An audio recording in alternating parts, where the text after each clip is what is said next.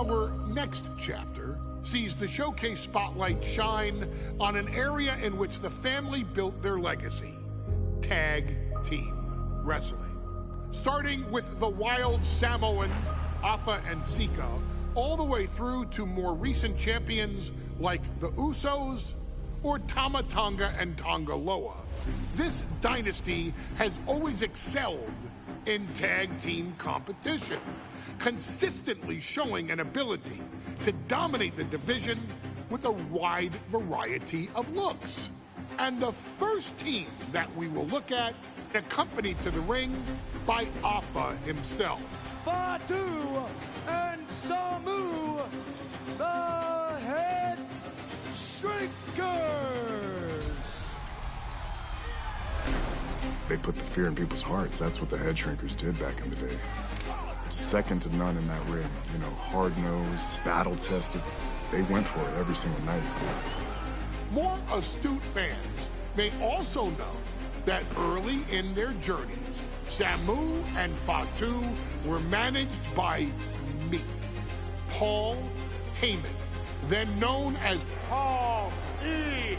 Dangerously, and the SST, the Samoan SWAT team. The Samoan SWAT team is here. Vengeance is mine. Already an imposing force that early on, their future greatness was obvious to so many industry experts. Afa, more than anybody, knew he had the team on his hands, with Samu being his son and Fatu his nephew. The tribal elder was able to mentor both, instilling in them the same unrelenting approach to competition that made the Wild Samoans world famous. The team toured through regional promotions before a quick stop with me in WCW, but WWE was always their goal. Be fair, the Head Shrinkers are coming. Upon arrival, it was clear that the dynasty's next generation had indeed arrived, immediately drawing comparisons to their world-renowned predecessors. 10 years before it became cool to say, Samu and Fatu displayed ruthless aggression in the ring, overwhelming opponents before the bell and continuing the non-stop attack until their hands were raised in victory. Deceptively agile for men of their size, they brutalized the opposition with devastating dives from the top rope. The duo would eventually go on to capture the WWE Tag Team Championships in the spring of 1994, fulfilling the promise and carrying the legacy to even greater heights. At WrestleMania 9, the Head Shrinkers' one and only in-ring WrestleMania appearance saw them taking on Rick and Scott, the Steiner brothers. Be prepared, Steiner brothers. We're gonna give you a pain that you have never felt before. While I'm not one to make excuses, I am one to give opportunities to you, our expert gaming member of the WWE Universe. And so, today, you have the opportunity to make things right.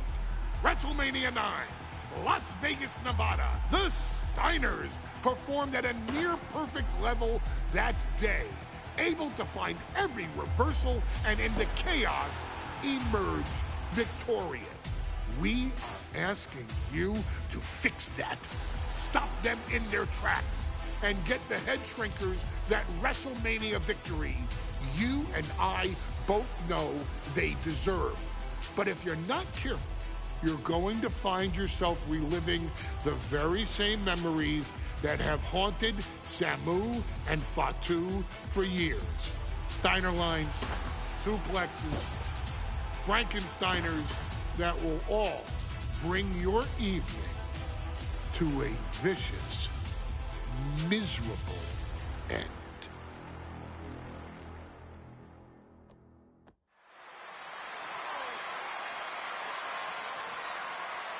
One of the toughest teams in WWE history. Nearly 6.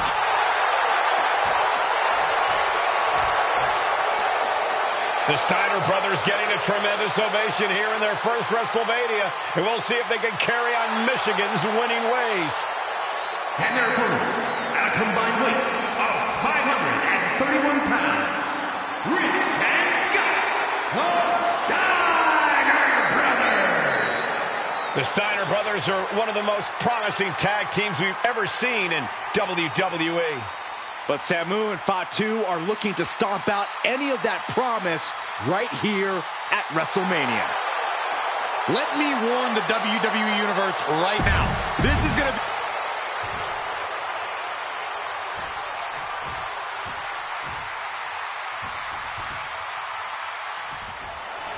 Big fight feel in Las Vegas as Gladiators face off here at WrestleMania 9. And we are watching 4 men who would have been right at home inside of a Roman Coliseum. The Head Shrinkers and the Steiners are ready for a true battle. Both teams are relatively new to WWE, but we've seen that each duo is not afraid to get physical. Each side is looking for their first WrestleMania win, and they will do anything to earn it. The Head Shrinkers accompanied at ringside by Alpha, but he's not the only tag team legend serving in a managerial role tonight. That's right, Michael. Just like Alpha, Mr. Fuji earned many WWE tag titles as a wrestler. But now, he's hoping to lead Yokozuna to the WWE Championship. And looking at all the top young talent in this ring, I see many other main event stars of the future that could follow the lineage of Yoko. My God, enough!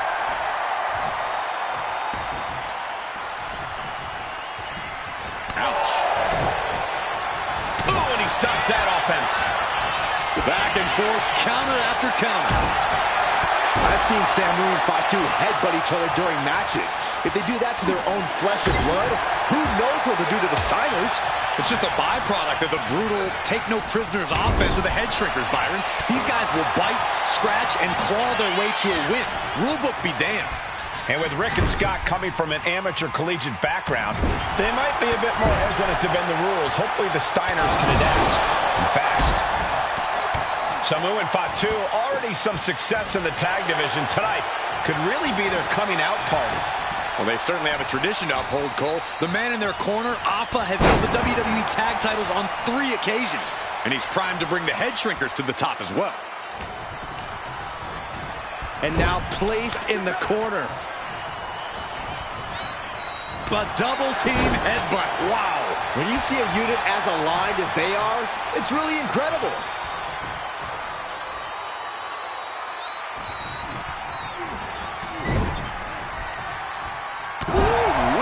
It seems like this match is becoming something of an uphill battle for him. You really can't do this all on your own. That's what your teammate is for. And there goes Steiner sent outside the ring. Fatu like a one-man wrecking machine right now, cleaning house. Oh, look at this, the power by Scott Steiner. But the tag was made and Scott not aware. Big kick. Scott Steiner did not see the blind tag made by Samu. Oh, this is not looking good for Steiner. And this is what the Head Shrinkers do. Top-tier tag team wrestling. Steiner didn't see the tag, decided to hot dog around, and got a foot in the face for it. Before this match began, you heard the Steiners speak backstage. Scott saying, quote, "Me and my brother are going to go out with a game plan and do what we do best, and that's wrestle." That's all well and good for the Steiner brothers, but Alpha has gone on record saying that his men are looking to tear Rick and Scott's heads off. What the leg? Look at this. He just tossed the leg. Here we go. Completely missed the mark there. Ooh.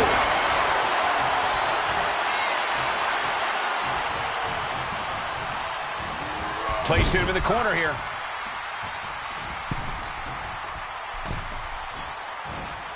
Doomsday Device. And we are really seeing the amazing skill sets of all 4 men in this tag team showcase.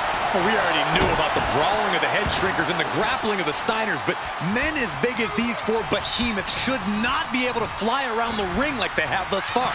It is made for an extremely tough act to follow, guys. Getting the fresh partner in here. And here we go. Tag, there it is. From the top. Down. Ooh.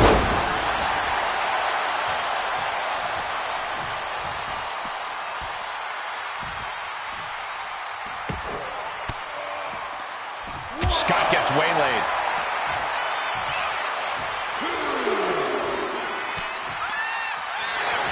As we find ourselves surrounded by all this pageantry, do you think either of these teams is feeling the pressure of their first WrestleMania? I can tell you that Samu and Fatu truly did not care. Appa has turned these men into brutal fighters who simply want to destroy their opponents no matter where the fight takes place. And as for the Steiners, we know they have big match experience, tons of amateur championship bouts in college, and some of WCW's big... To the sky! You gotta be kidding me! Oh! Catches the kick. Spectacular counter into a dragon screw.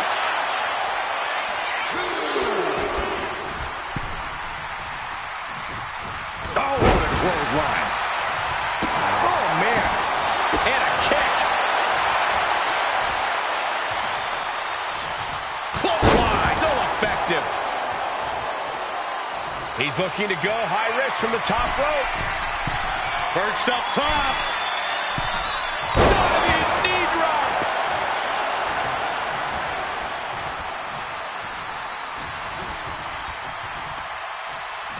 Up on their shoulders. Down in a hurry.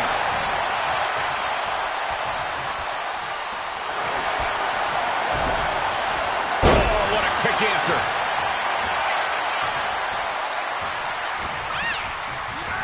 Placed against the turnbuckles. And Fatu may have felt that coming. My goodness. And now Scott is getting beaten down. Seeing some high-impact offense from Samu and Fatu thus far. I'm not sure the head shrinkers are even going for the victory. They just want to destroy the Steiners.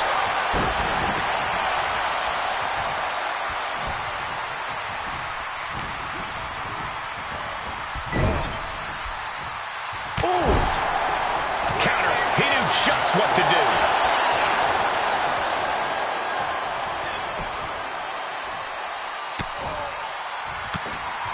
But this opponent still fighting back. Fatu is imposing his will. The head shrinkers smartly keeping themselves out of the grasp of Rick and Scott Steiner. There is a method to the madness of the head shrinkers. Fatu got surprised there. Finally, Scott's able to interrupt these attacks for a moment. This could be the turning point for him. It could be the start of a rally. Already he's taken on some damage. Could be what Steiner really needed to push the advantage. Tackles ruthless. Tag made. Fresh partner in.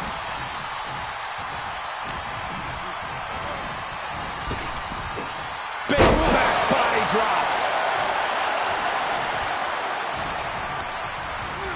Got him in the corner now.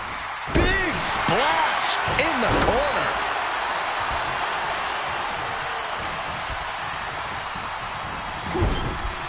Wicked clothesline. Oh.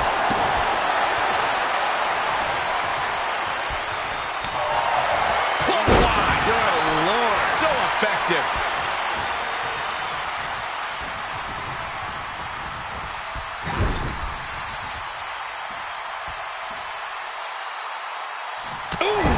Every attack is lingering even longer right now. Yeah, he's just running on fumes now. Chess match of counters and reversals happening here. Short clothesline hits its mark.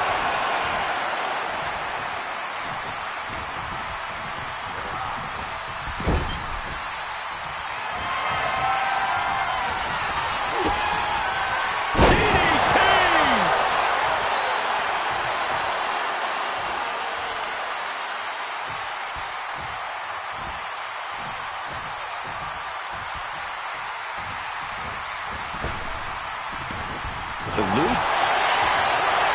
Waist lock applied. Able to block into an arm drag.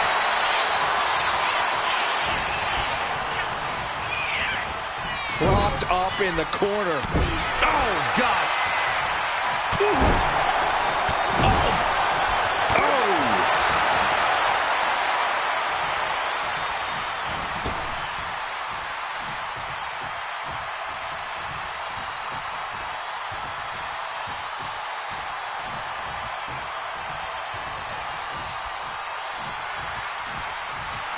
Double leg takedown, got the shoulders down.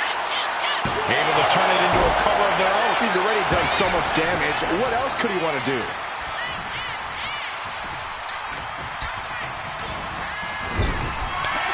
Here's the tag. Tandem offense on the horizon here. They have their opponent driven down face first. And the Head Shrinkers just might have it. Keeps his team in this one.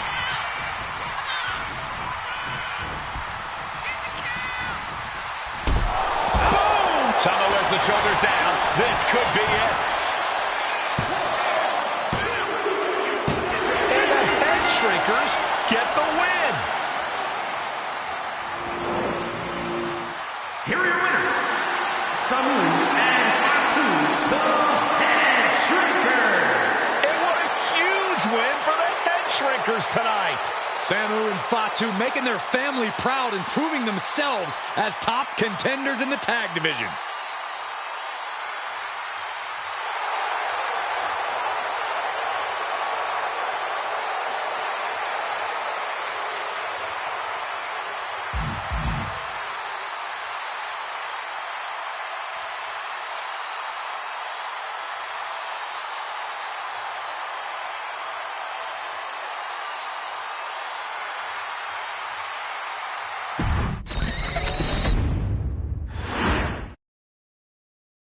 Hey, let's put this in the simplest of all terms.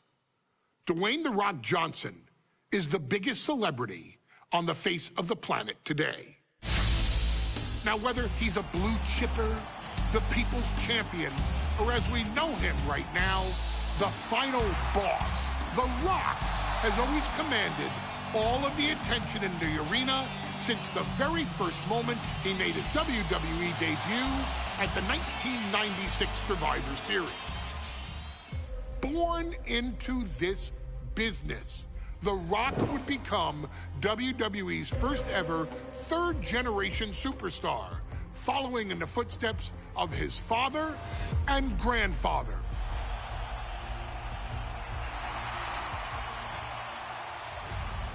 Who had competed in WWE rings before him. Dwayne had the huge responsibility. There's a legacy, and you have to take it so seriously.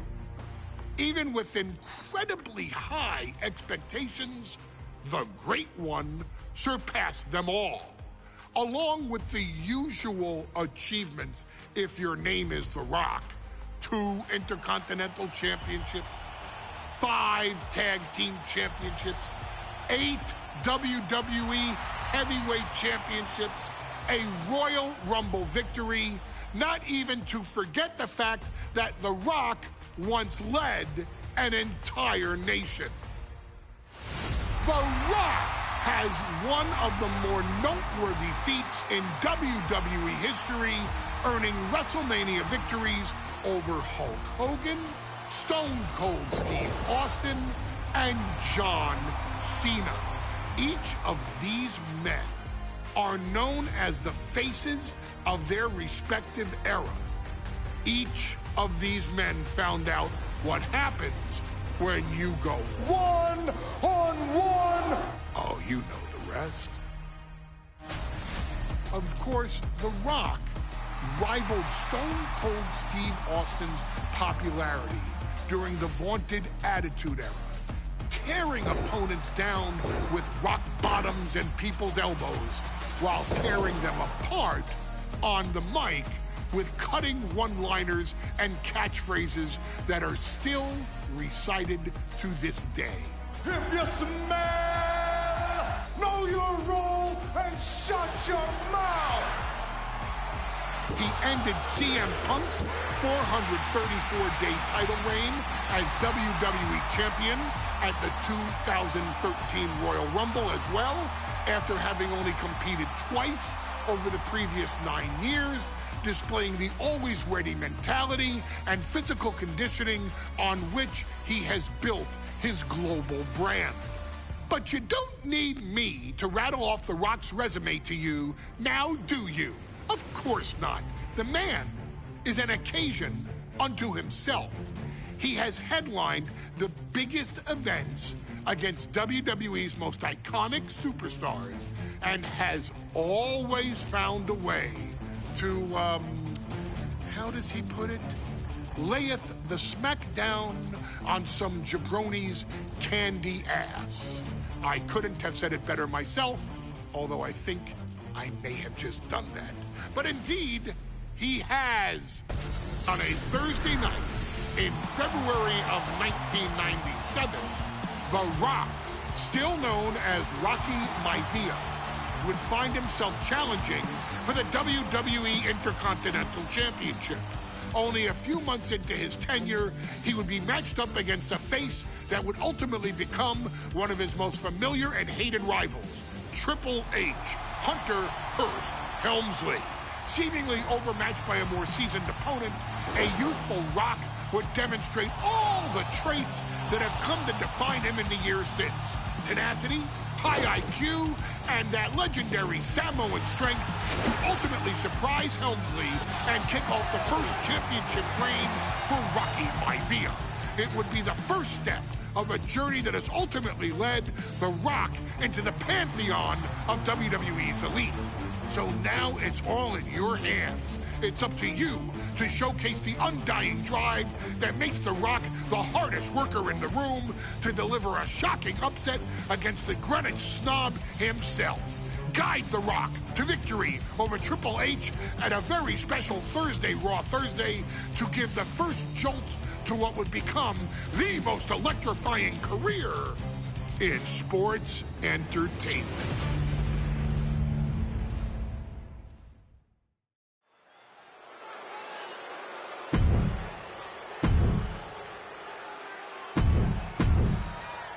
Undoubtedly the top title. The Intercontinental Championship is on the line here between two superstars who don't have anything nice to say about one another. The challenger, Rocky Maivia, and our current champion, Hunter Hearst Helmsley. Well, Helmsley is our champion for a reason. He's a cut above the rest, a higher class of in-ring competitor. This Rocky Maivia guy should learn his place and respect his betters. Well, that attitude is exactly why Maivia is...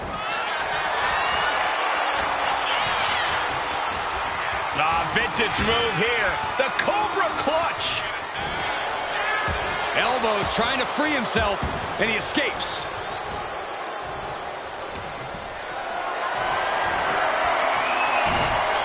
Ooh, avoided the attack with a nasty chop block. And Byron, Rocky has tremendous exuberance, tremendous youth. He's going to be a star for a long time. I think Rocky Maivia shows more promise than any other wrestlers I've seen come into WWE. You talk about second-generation wrestlers, but with Rocky, you're talking about 3 generations. This guy is going to be phenomenal.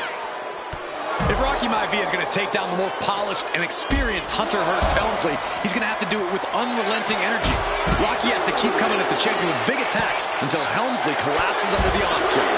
It's a bold strategy that will take everything the young Maivia's got, but you're right. It could be his best path to his first championship win.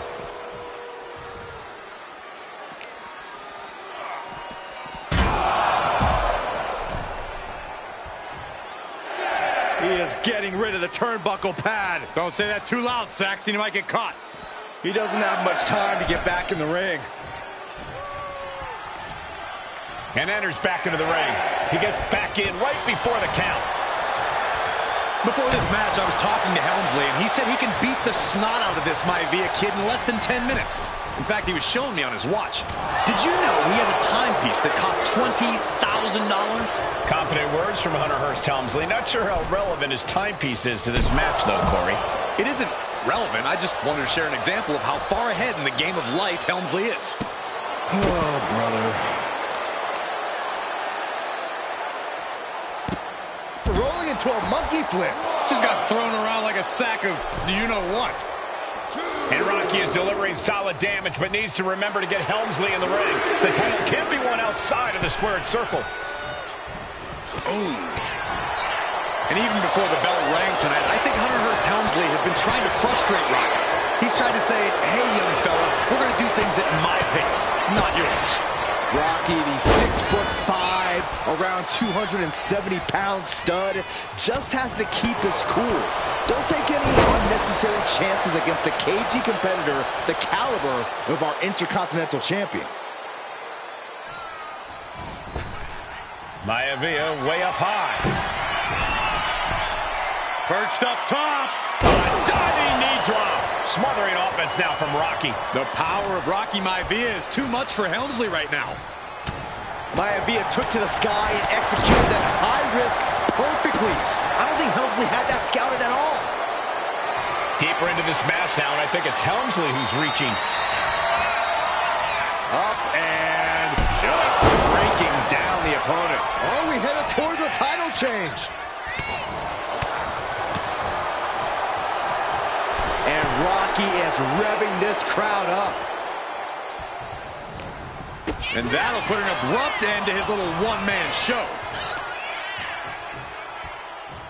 Down in a hurry. Helmsley has the momentum again.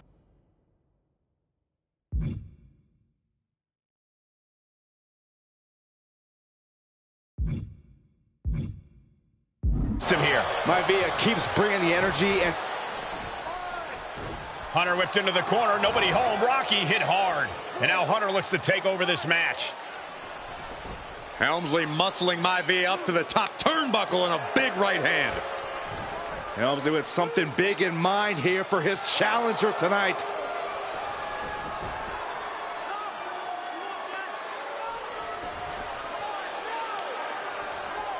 Well, this is just blatant disrespect from the arrogant champion. Almost daring Rocky. Hey, you really want my title? You really think you're going to be Intercontinental Champion? Up to the top. Hooking Rocky into a superplex. This could be it. Can Hunter capitalize? This could be it. Hook of the leg and a cover. And Rocky stays in it, getting his shoulder up. Still not enough to put out the flame of Rocky Maivia. Hunter has to be asking himself, what else do I have in my arsenal? And I think we may get our answer, gentlemen. Yeah, it's just a matter of time, I believe, before this one's over. Hunter hooking Rocky, taking his time, looking to put him away. Maivia just collapsed. This just shows you how much damage Hunter Hearst Helmsley has inflicted on the challenger in this matchup. I think Maivia's done. Official might want to step in, call this one. The official checking on Rocky. Hunter Hearst Helmsley believes this is close to being over. Lifting him back up again. Rocky rolls through. Shoulders down. Rocky wins the title. Rocky Maivia has shocked Hunter Hearst Helmsley. Here is your winner and the new Intercontinental Champion, Rocky Maivia. We have a new Intercontinental Champion.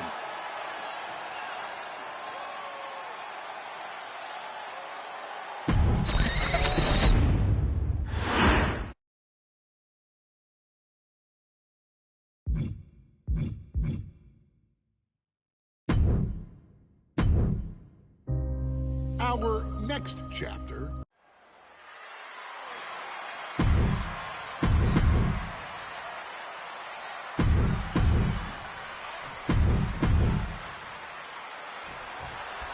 Big fight feel in Las Vegas as Gladiators face off here at WrestleMania 9. And we are watching four men who would have been right at home inside of a Roman Coliseum. The Head Shrinkers and the Steiners are ready for a true battle. Both teams are relatively new to WWE, but we've seen that each duo is not afraid to get physical. Each side is looking for their first WrestleMania win, and they will do anything to earn it. Sent to the corner. Oh, uncorked a big punch. The Head Shrinkers accompanied at ringside by Alpha, but he's not the only tag team legend serving in a managerial role tonight. That's right, Michael. Just like Alpha, Mr. Fuji earned many WWE tag titles as a wrestler.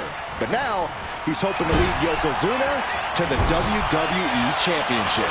And looking at all the top young talent in this ring, I see many other main event stars of the future that could follow the lineage of Yoko. Big blow could be felt throughout the arena. My goodness, is this even legal? I don't think so. My God, enough! I've seen Samu and Fatu headbutt each other during matches. If they do that to their own flesh and blood, who knows what they'll do to the Steiners? It's just a byproduct of the brutal take-no-prisoners offense of the Head Shrinkers, Byron. These guys will bite, scratch, and claw their way to a win. Rulebook be damned. And with Rick and Scott coming from an amateur collegiate background, they might be a bit more hesitant to bend the rules. Hopefully the Steiners can adapt, and fast. Asma set up in the corner of the ring. Oh, man, jarring headbutt. WrestleMania 9 shaping up to be a big night in the tag division, guys. Indeed it is, Michael. Two great young teams competing now. And later tonight, none other than Hulk Hogan will lead the Mega Maniacs against Money Inc. for the tag team titles. Odds makers in Nevada have the smart money on Hulk Hogan leaving Vegas with the gold tonight. And there goes Steiner sent outside the ring. And this is what the Head Shrinkers do. Top-tier tag team wrestling. Steiner didn't see the tag, decided to hot dog around, and got a foot in the face for it. Samu dishing it out now. Seeing some high-impact offense from Samu and Fatu thus far. I'm not sure the Head Shrinkers are even going for the victory. They just want to destroy the Steiners. Before this match began, you heard the Steiners speak backstage. Scott saying, quote, "Me and my brother are going to go out with a game plan and do what we do best, and that's wrestle." That's all well and good for the Steiner brothers, but Alpha has gone on record saying that his men are take off. Delivers the elbow. He managed to get one over on the experienced Steiner there. Stepped aside, avoiding damage. Steiner looking powerless to every attack. The Head Shrinkers smartly keeping themselves out of the grasp of Rick and Scott Steiner. There is a method to the madness of the Head Shrinkers. Look at that counter from Samu.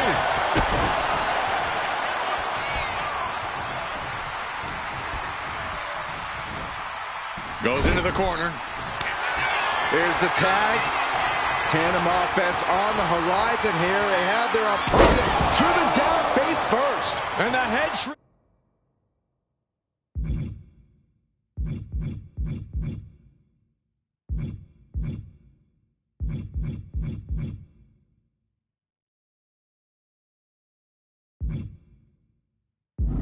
Just might have it. And into the cover. Oh, he makes the biggest save of the night. Oh, ooh.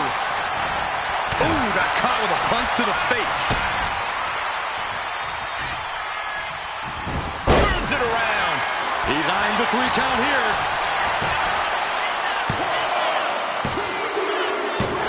And the Head Shrinkers get the win. Here are your winners, Samu and Fatu, the Head Shrinkers.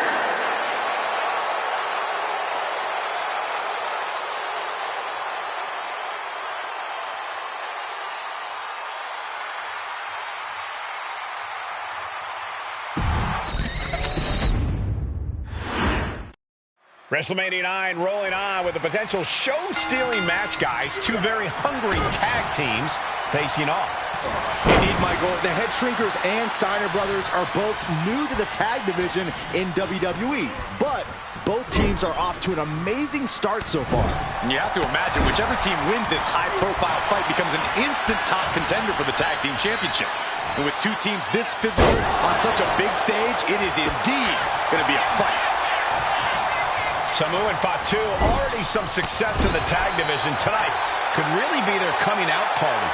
Well, they certainly have a tradition to uphold, Cole. The man in their corner, Alpha, has held the WWE tag titles on 3 occasions, and he's trying to bring the Head Shrinkers to the top as well. Boom! What a right!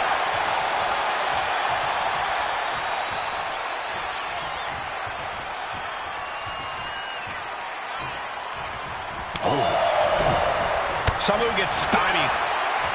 Trading counters and reversals back and forth. I've seen Samu and Fatu headbutt each other during...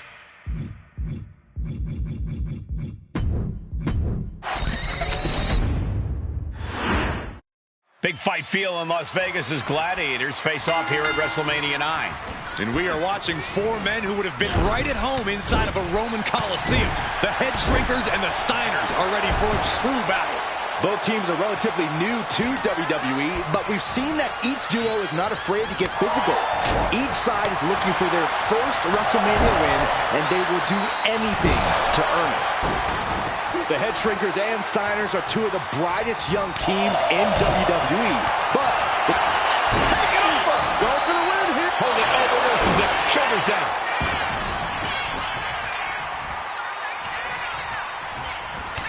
There may be an abundance of togas.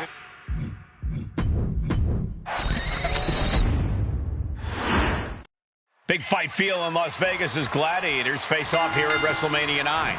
And we are watching four men who would have been right at home inside of a Roman Coliseum. The Head Shrinkers and the Steiners are ready for a true battle. Both teams are relative. Bear hug, squeezing The bear hug cinched in. Gotta find a way out and catch your breath. Look at this, no quit whatsoever. Raining down elbows and escaping the bear hug. Head Shrinkers versus the Steiner brothers here from WrestleMania 9. Two hard-hitting, up-and-coming teams at this epic event. The Head Shrinkers and Steiners are two of the brightest young teams in WWE. But they both come to this match with a few years of experience in WCW. The Steiner brothers earned many tag accolades in WCW, but Rick and Scott have their share of singles titles too. Meanwhile, Samu and Fatu were never quite able to break through before WWE. You know that has to serve as motivation for the Head Shrinkers tonight. There may be an abundance of togas in the arena today, but you're not going to see a lot of Greco-Roman wrestling out of the Head Shrinkers. They're just looking to hurt the Steiners. And that actually may help Samu and Fatu here. The Steiner brothers have earned most of their wins by utilizing their amateur wrestling skill set. I can't imagine they'll get many grappling opportunities against dedicated brawlers like the Head Shrinkers. Makes the tag. Effective counter. And we are really seeing the amazing skill sets of all four men in this tag team showcase. And there goes Steiner, sent out. And this is what the Head Shrinkers do. Top-tier tag team wrestling. Steiner didn't see the tag, decided to hot dog around, and got a foot in the face for it. Flying. Good Lord, taking flight. Soaring through the sky and crashing onto their opponent. And he throws the opposition back into the ring. And this is just outrageous power. Into a German. The amount of force behind that is enough to knock a normal person out. And that was taking the attack to the competition with that one. He was able to slip away from that. Before this match began, you heard the Steiners speak backstage. Scott saying, Sky high. Point of the elbow finds the mark. Look at this, just stomp after stomp after stomp. And now Scott is getting beaten down. Seeing some high-impact offense from Samu and Fatu thus far. I'm not sure the Head Shrinkers are even going for the victory. They just want to destroy the Steiners. And Scott saw it coming. Shows great wherewithal there. Ooh, stiff punch. Oh, man, what a strike.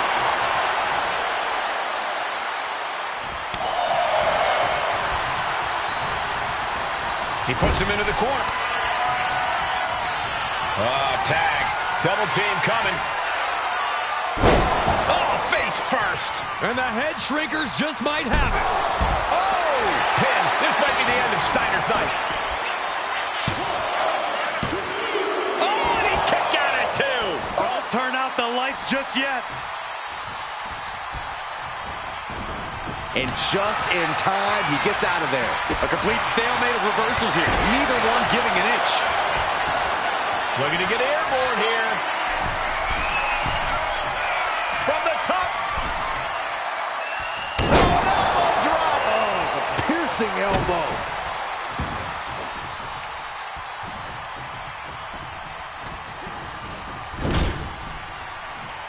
And he retaliates. Arm wringer in control.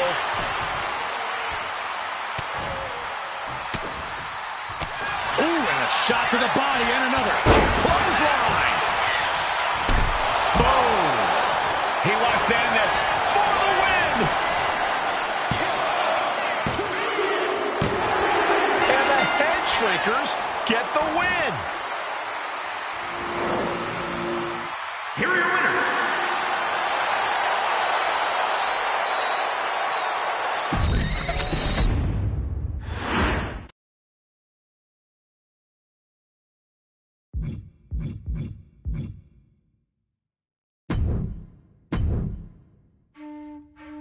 In a family of elite combat athletes and top-tier performers, the final boss has always stood out, even when he was just a blue chipper. But there wouldn't be a final boss.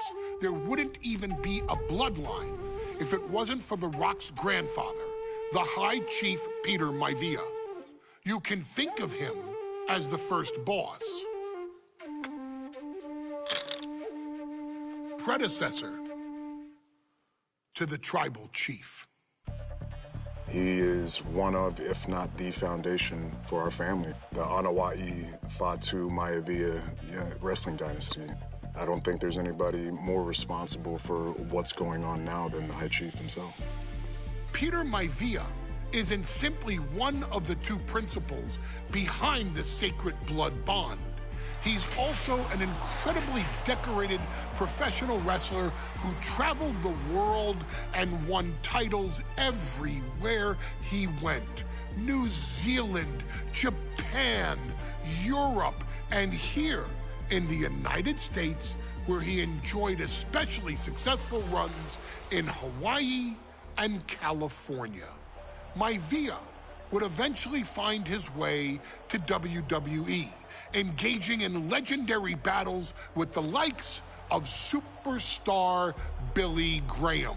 His larger-than-life personality would win the WWE Universe over in short order, as it had throughout his entire career. In the ring, High Chief Peter Maivia was a potent blend of brawn and grappling technique, often muscling his opponents down to the mat through a variety of joint locks and then switching to more painful holds once grounded. His sleeper hold and stump puller were both feared and renowned, and make no mistake about it, Maivia knew there was always more than one path to the ultimate victory. Out of the ring, High Chief Peter Maivia also ran one of the most successful wrestling promotions on the planet, Polynesian Pro Wrestling, based out of Hawaii, showing his mastery of the business in every aspect. His induction into WWE's Hall of Fame class of 2008 was supremely deserved, forever enshrining Peter Maivia as the legend he always was. And now, we present to you the opportunity to walk in the boots of the legendary High Chief Peter Maivia, facing off against one of the most legendary WWE rivals, George the Animal Steele. You will settle this score once and forever, and showcase the overwhelming strength of Peter Maivia, which has ever since remained as a hallmark for every single solitary member of this bloodline. Steele is no easy battle, though. He thrives in the chaos, one of pro wrestling's true madmen. He'll even try to eat part of the ring if he thinks it'll help him break you down. So do your best and honor High Chief Peter Maivia properly with a resounding victory.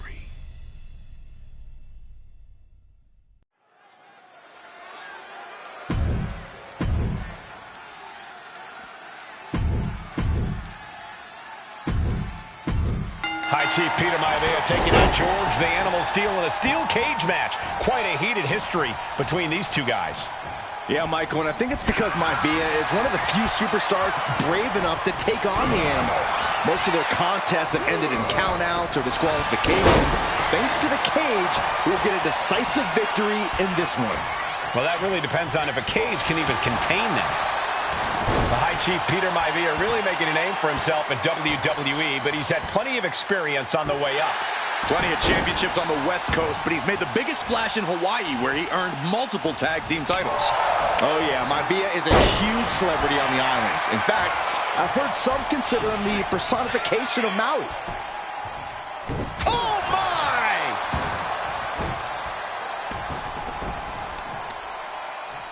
Uh-oh. And retaliates with a counter. Ooh.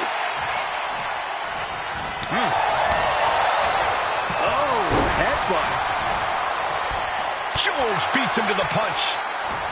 What a display here. Counters on both sides. Some folks call Peter Maivia the Flying Hawaiian, and the reasons are obvious for that moniker. But guys, how has he earned the other nickname of the High Chief? Well, Cole, Peter Maivia is very close to the Anoa'i family. In fact, Peter's considered a blood brother to the patriarch of that clan.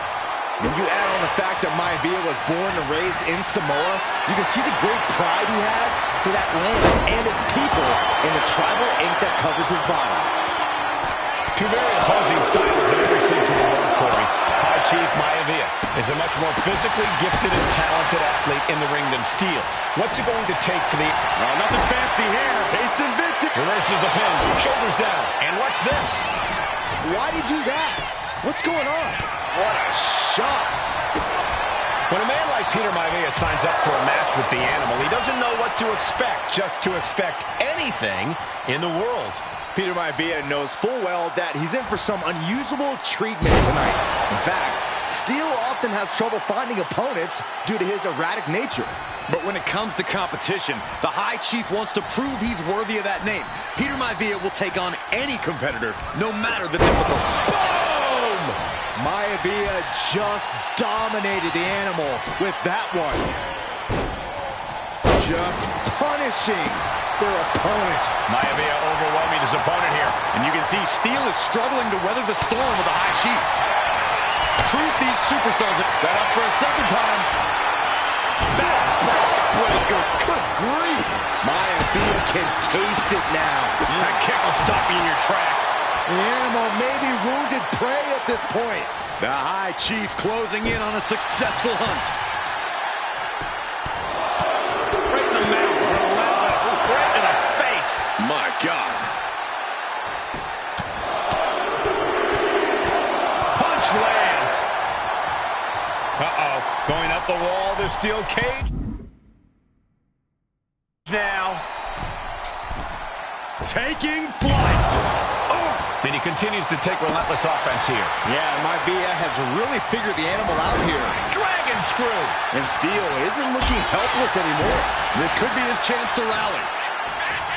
George the Animal Steel might be a bit of an underdog here. In fact, he lost a match by countout to the High Chief.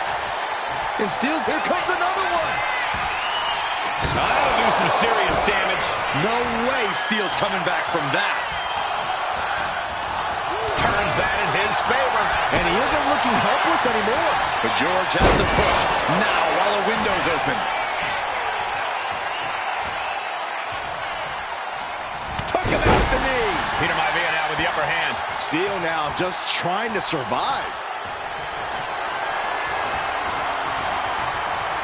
Able to fight Maivia off.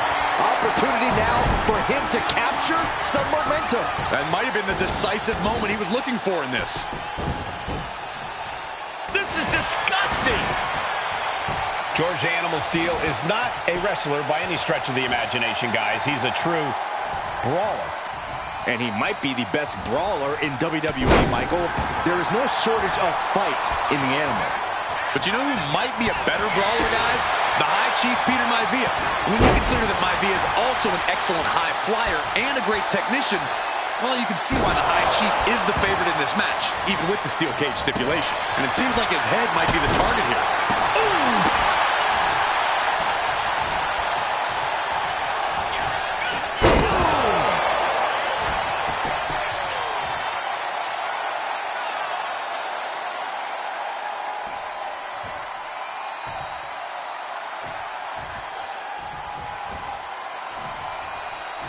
He's about to do it. He's about to do it again. There's the backbreaker. Hits it again, and that's got to do it. 2. And the High Chief defeats the Animal. Here is your winner, High Chief Peter Maivia.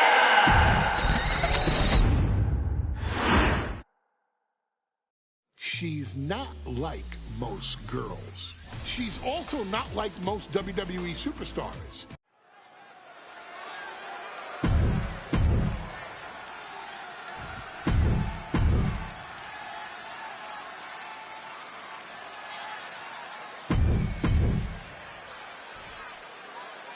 And it's all come down to this, the finals of the 2024 Queen of the Ring tournament.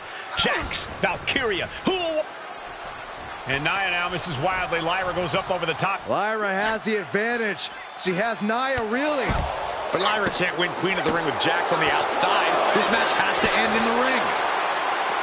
Nia Jax, Lyra Valkyria facing off in the finals of the 2024 Queen of the Ring tournament. Who will take home the crown? Lyra Valkyria, one of the best technical wrestlers in NXT Women's Division history. But the game is about so much more than technique. It's about experience and timing, knowing when to tap into certain parts of your psyche. Nia knows this, and we've seen it for years. The big question is, does Lyra? Corey, what do you think is going to be the key in this match for Nia Jax? She certainly made plenty of promises when it comes to being Queen of the Ring. What Nia brings to the dance, Cole, is raw power, the likes of which you rarely see from most men, let alone women. Nia has absolutely no problem using that power, and the same goes for her throwing her weight around in the ring.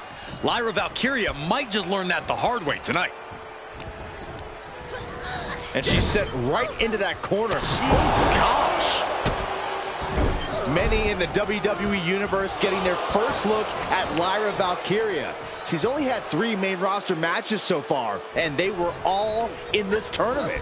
Big wins over Dakota Kai, Zoe Stark, and Io Sky over the last 3 weeks.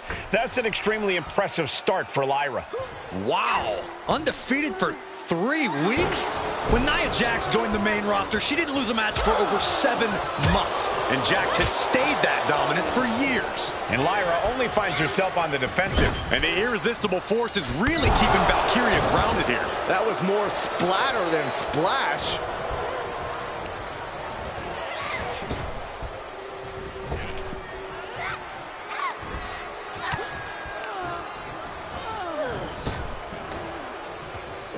Sidewalk slam.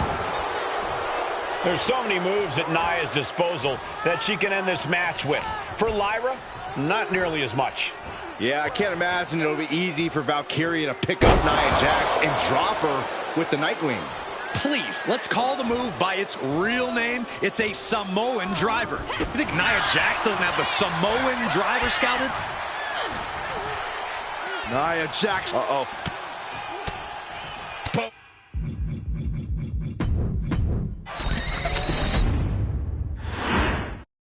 And there will be a coronation taking place tonight as Nia Jax and Lyra Valkyria. And Nia now misses. Lyra has the advantage. She has Nia reeling.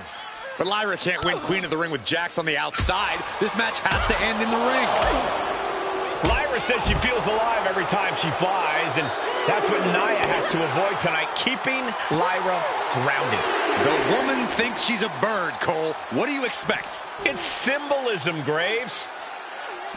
Nia Jax, Lyra Valkyria facing off in the finals of the 2024 Queen of the Ring tournament.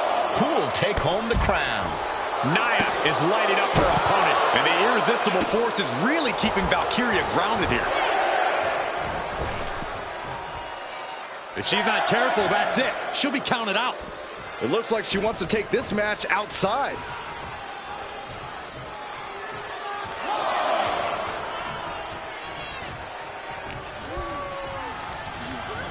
Leading her into the corner now. Confidence is always a key for Nia Jax. She comes into every match thinking she hasn't won. But when you have this business in your blood like Nia does, that confidence is genetic. But ever since the irresistible force returned to WWE 8 months ago, her confidence has been on another level. And she's gaining even more confidence as this match progresses. Jax may just be unstoppable now. Corey, what do you think is going to be the key in this match for Nia Jax? She certainly made plenty of promises when it comes to being queen of the ring. What Nia brings to the dance, Cole, is raw power, the likes of which you rarely see from most men, let alone women. Nia has absolutely no problem using that power, and the same goes for her throwing her weight around in the ring. Lyra, and they're going shot for shot, low for low. The fight is on, and it's furious. It looks like we've got ourselves a brawl here. Nothing pretty here, just good old-fashioned fisticuffs. WWE Universe appreciating these athletes going all out. This is a war of attrition with neither superstar wanting to be the one who surrenders.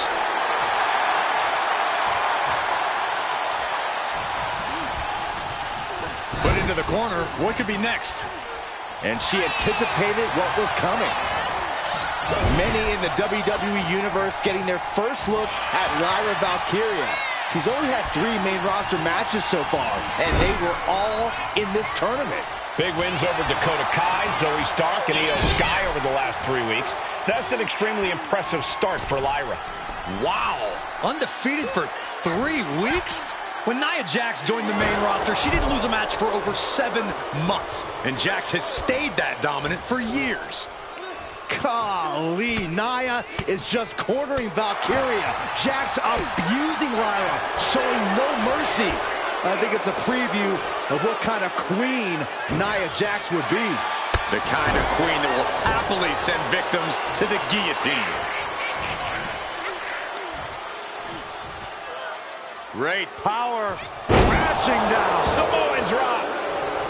There's so many moves at Nia's disposal that she can end this match with. For Lyra, not nearly as much.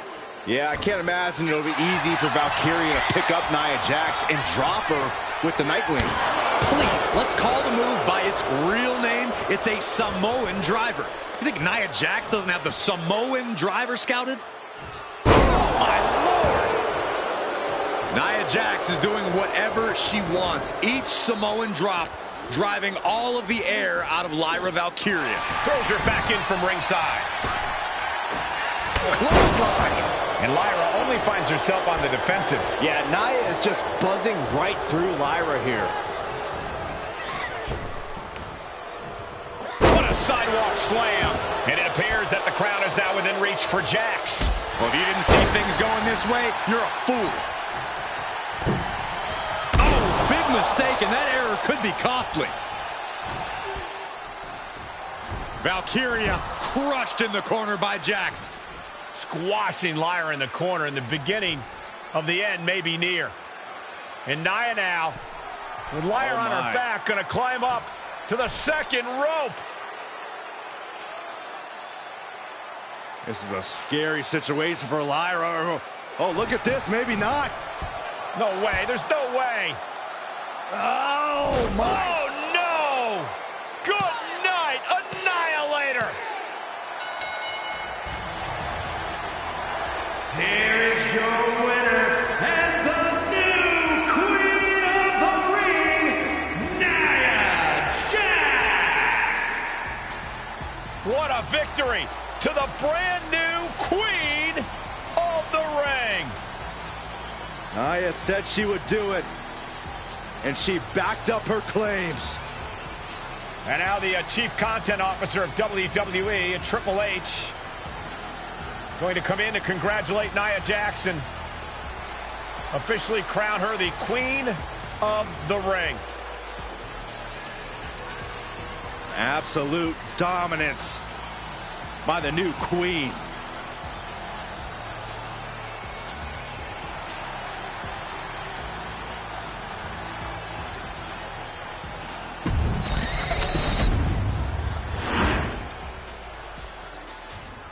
I'm sure you will agree with your wise man. Many WWE superstars say they will do whatever it takes in order to achieve success. Quite often, it's a bunch of BS. But if you're lucky, you may run into someone who is willing to look out for the group. Someone willing to make sacrifices. And for this family, there was no one better than Rikishi. After the Head Shrinkers run in WWE came to an end, Rikishi, then known as Fatu, would go on a journey of self-discovery. This journey would lead to him taking on the name Rikishi, a subtle nod to his cousin Yokozuna, as well as an opportunity to start fresh with a global audience. Well, my dad, when he became the Rikishi character, when you think about Samoan wrestlers, right, or mean, or aggressive, he made it like his own flavor, right? He had the blonde hair, still carried the aggressiveness, but I think he just wanted to add like a little flavor to it. But it became even more popular to our culture. Rikishi blitzed WWE from the jump, devastating opponents with new tricks and winning people over with his fat-ass dance moves. That Rikishi is fat, all right. P-H-A-T. And with this wave of newfound momentum came even more success, with Rikishi capturing the WWE Intercontinental Championship and displaying incredible athleticism in iconic moments like when he dove off the top of the steel cage. The year 2000 belonged to Rikishi. But little did anyone know, Rikishi held a dark secret regarding a decision he'd made not for his own benefit, but for the benefit of the family.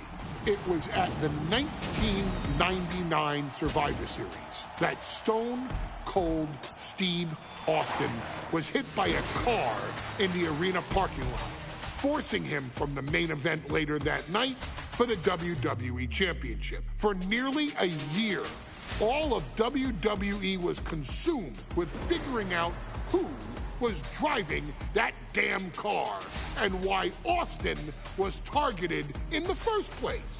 The verdict came in. The car was driven by Rikishi. Rikishi would stand strong. Stone Cold Steve Austin. I didn't do it for me. I did it for The Rock. What? Rikishi would lay out a years-long gripe that WWE preferred Steve Austin to The Rock, and so Rikishi had made sure that The Rock's only competition had been removed from the picture. Rikishi sacrificed his own popularity to reach this goal. The Rock thrived while Austin was on the shelf. For Rikishi, the struggle and fall was all worth it. Rikishi knew that he would eventually have to face off with the Texas Rattlesnake to answer for his sins. And he welcomed that meeting with open arms. What Rikishi was unprepared for was for WWE to stack the deck entirely, looking to make Rikishi pay for taking out their golden goose. Stone Cold Steve Austin was allowed to drive his truck directly to the ring and was generally given the freedom to do whatever the hell he wanted in the name of revenge. We are going to make things right. This time, when Rikishi and Stone Cold Steve Austin lock horns, there will be no stacking of the deck. Someone willing to give of himself so that his family, this family, can succeed, deserves better.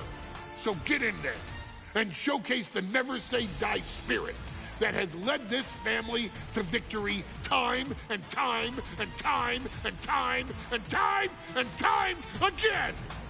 Use whatever weapon you can get your hands on and prove to Stone Cold Steve Austin that you will do anything for the people.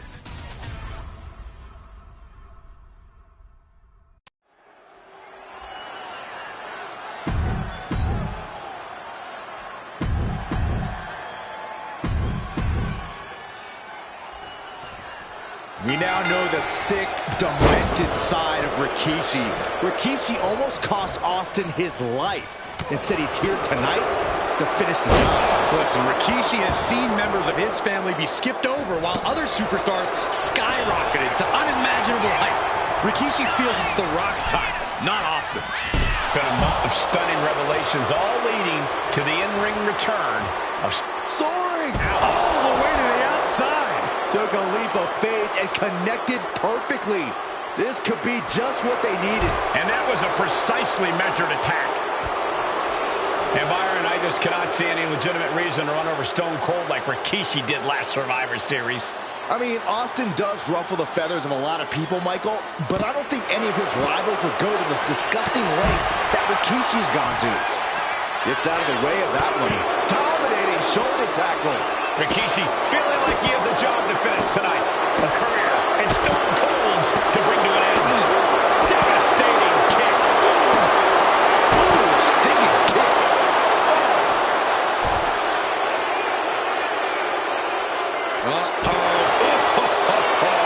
That is hard to watch. And that was just as devastating as a sledgehammer to Austin's truck. Such thunderous impact.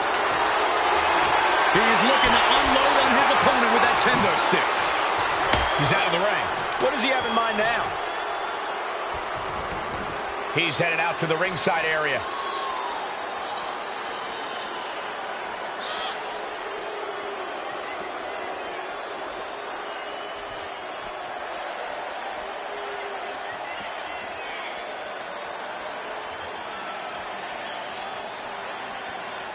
Shoulder tackle. And though The Rock wants nothing to do with this altercation, we have to mention the sadness Rikishi has brought to him. Rock might be innocent in this whole ordeal, but I feel that somewhere inside his soul, The Rock is happy with what Rikishi's done. The Rock is proud to have Rikishi and his family. No, Corey, what kind of lies are you trying to spread? We've heard Rock say Rikishi deserves what Austin is going to bring him. There's no family pride in that statement. I'm just saying that blood is thicker than water, and it's been an easier ride for Rock without Austin in the picture. And that's thanks to Rikishi. Sounds more like Rikishi is trying to take credit for all the Rock's success. This conflict is beyond disturbing. Corey, let's go into Rikishi's mind when it comes to defeating Stone Cold. Rikishi has to be prepared to endure an emotional storm like he's never felt before. The big man must recover from that and use his weight to immobilize the Rattlesnake, because we know Austin will not stay down. A great display of confidence, but he doesn't want to give his opponent added motivation.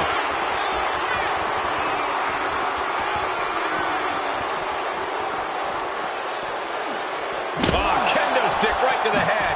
Pure chaos up on the entrance ramp now. There is a very real risk of injury.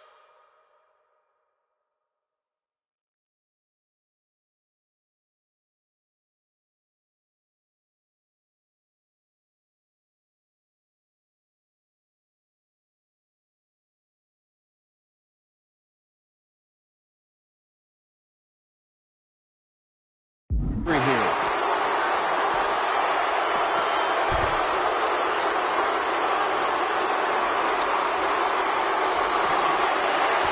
He's able to dodge out of the way. And looking at my monitor, it just makes me sick to my stomach watching Rikishi. This is a man who has no remorse and feels justified for running Austin down like a dog. Look, to be devil's advocate, you've got to look at Rikishi's perspective. He's proud of his Samoan lineage and saw an opportunity to give his people a leg up in the Shark Tank that is WWE. Are you serious, Corey? Rikishi ran over another human being. We're fortunate that it only put Austin on the show for 10 months instead of his whole life. It's sick that you would even condone what Rikishi did. Don't twist my words, Saxton. I'm not saying I condone Rikishi's actions. I'm just saying I understand them. Looking to explore things. Austin and Rikishi trading heavy artillery on the outside, and here comes the Rattlesnake. Stone Cold Steve Austin fired up and revenge on his mind.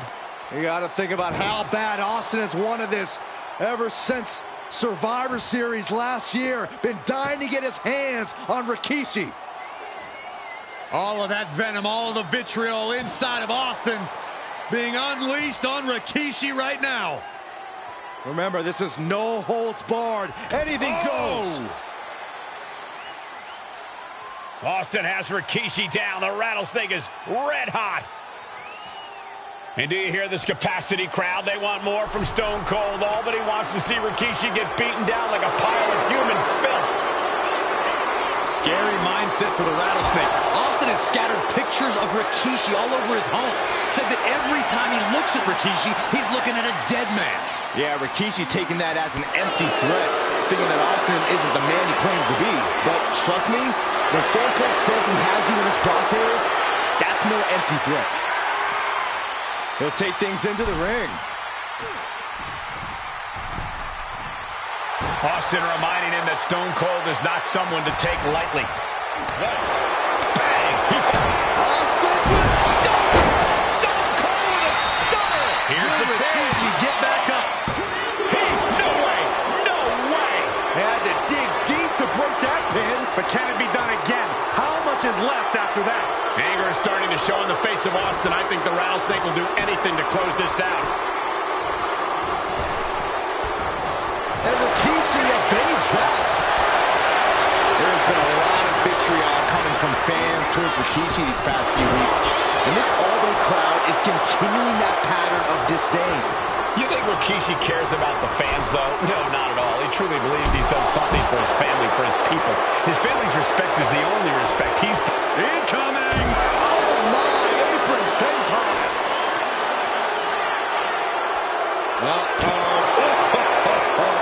That is hard to watch. And this is what I love about Rikishi. He knows when to stop goofing off and deliver some brutal offense.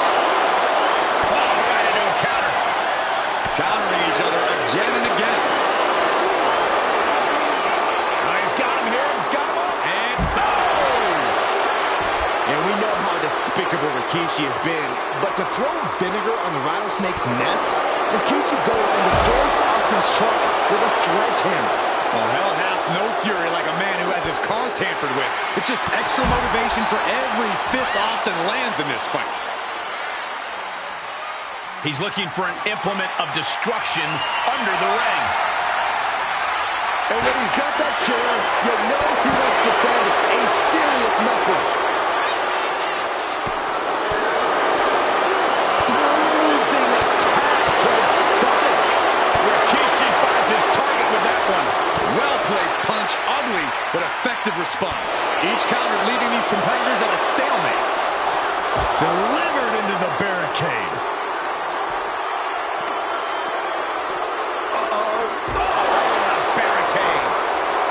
And Rikishi lately has been calling himself a visionary, a pioneer. All a bunch of garbage, if you ask me. Well, those aren't self-imposed labels, Cole. Those labels are coming from the family, coming from a group of wrestling legends who are proud of Rikishi for standing up and making a change in this business. I have a few labels for Rikishi. Coward, liar. And Rikishi slows Austin down with a thunderous right.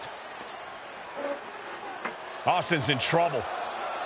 And now steel chair. Oh, and Austin, he just averted disaster there. And now Austin gonna deliver the punishment with the steel chair.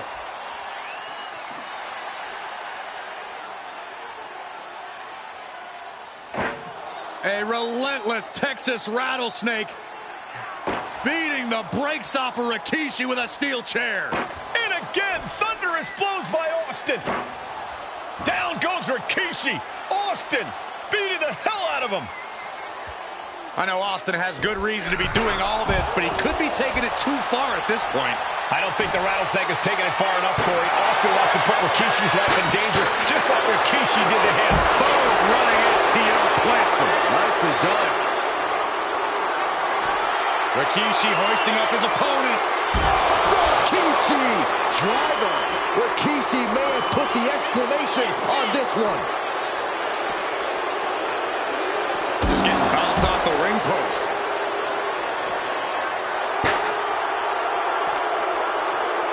Tossed back into the ring. Makes the cover. And he fights it off. He just won't give up. Cover. Kicks out before the 2 count. All the punishment he's taken, and yet he's still... Uh-oh. Rikishi driver. That's it. Austin is out. Cover. We have a cover. There's 2. Rikishi somehow defangs the Rattlesnake. Damn it. The winner of this bout, Rikishi!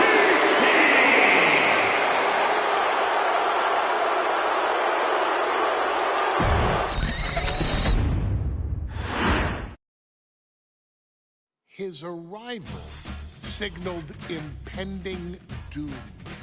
His very presence was enough to intimidate even the bravest WWE competitor. His name itself simply meant the end. And if you found yourself standing across the ring from Umaga, you were most certainly coming to the end of your own road.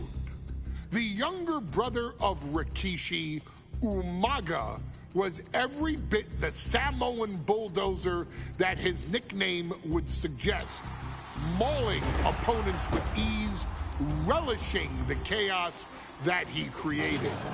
A menace to the entire roster, an unrepentant badass, Umaga tortured his prey with high-impact collisions before ultimately sealing their fate with his vaunted Samoan spike, a vicious move used today by Solo Sikoa. Inside the ring, man, he was just a complete monster. Anybody that stood in front of him, he was going to wreck him no matter what he had to do. He was just a crazy, wild Samoan. Outside of the ring, man, just a loving guy to be around. A fun uncle, always joking, always barbecuing at his house. I always looked up to him. He was just so cool.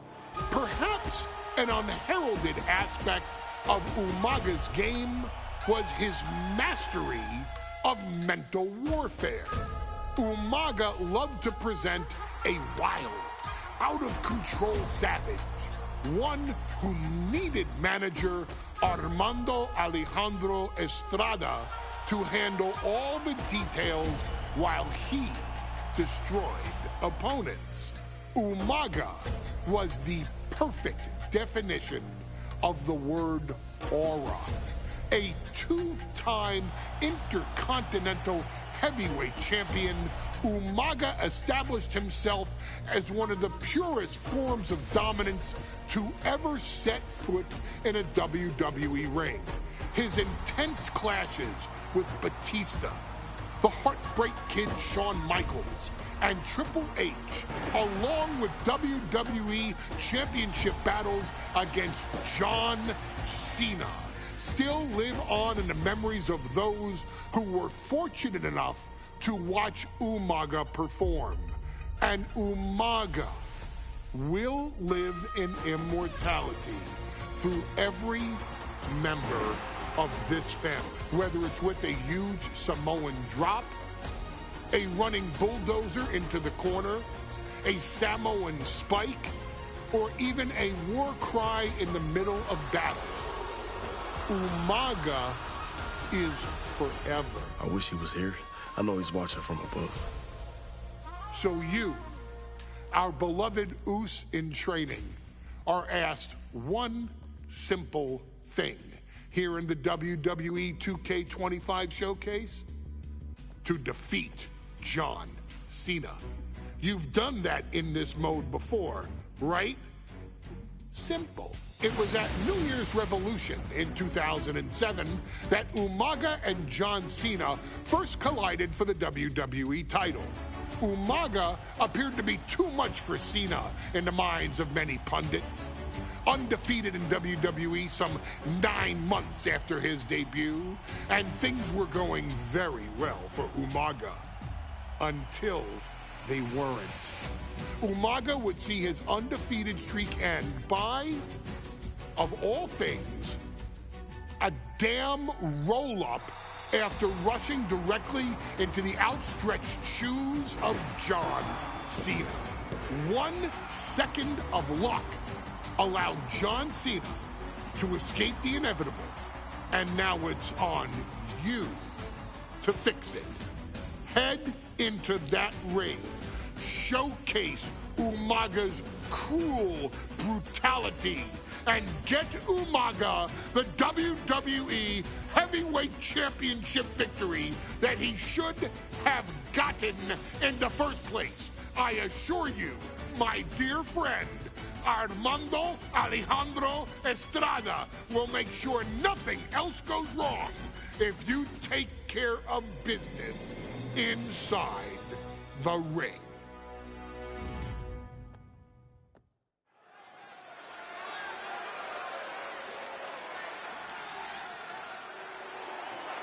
Well, ladies and gentlemen, here he is. He could be the next WWE champion, the near 400-pound Umaga. A man that since debuting right after WrestleMania 9 months ago has remained undefeated. And Umaga has been in the ring, Byron, with the best of WWE.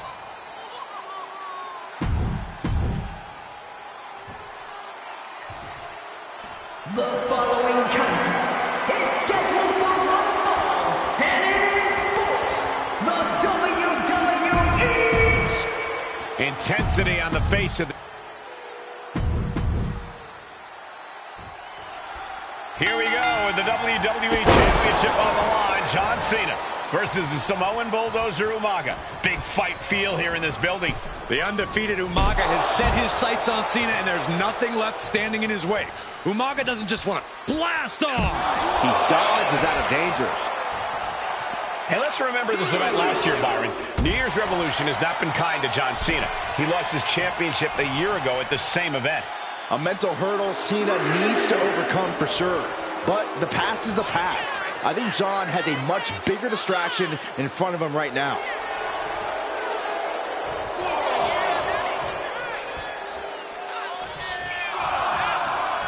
Umaga heading top rope from the top. Diving double axe handle.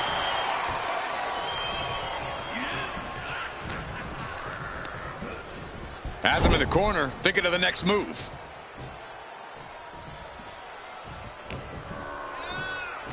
Here we go. You ready for it? Choke slam! And don't expect much of a wrestling match in this one. Expect more of a brawl. This is not going to look pretty. It's going to get ugly. This is two trains on a track to a head-on collision. Toe to toe, it's going to be bad, it's going to be bloody, and it will come down to who wants it more. And Umaga will look to continue to use his 100-pound weight.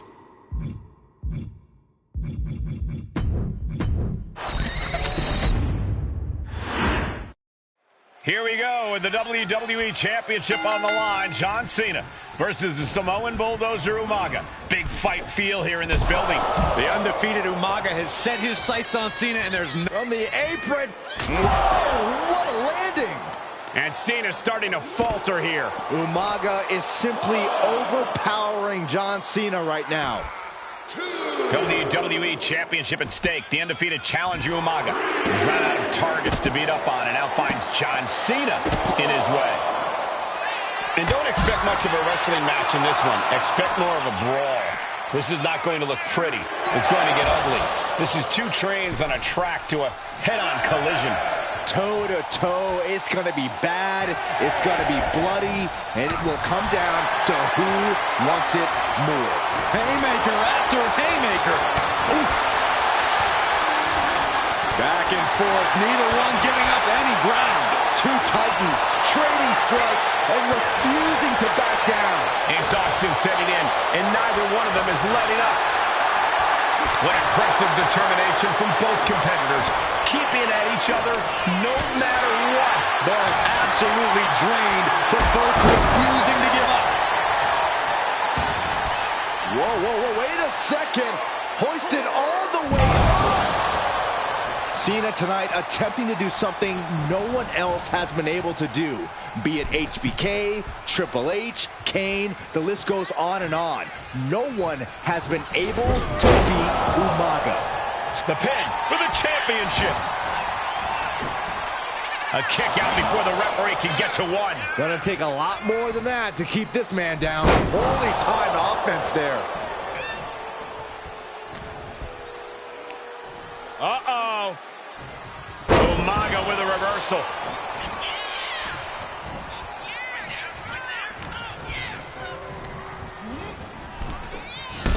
Oh my goodness. I don't know what he's got in mind heading to the floor here. And you see Cena's legs bend awkwardly off the steel steps. Umaga really pinpointed a target with that attack.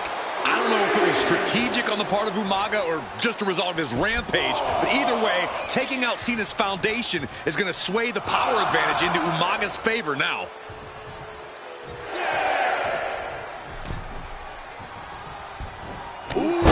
clothesline delivered. A rare position for Cena in this fight. We can't often say that John's overpowered in a matchup, but this 360-plus pound Samoan bulldozer is more than a formidable opponent.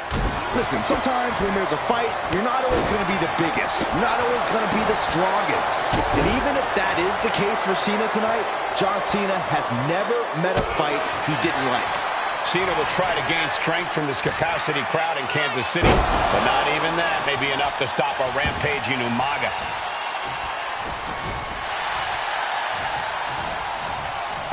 A reversal. Well scouted.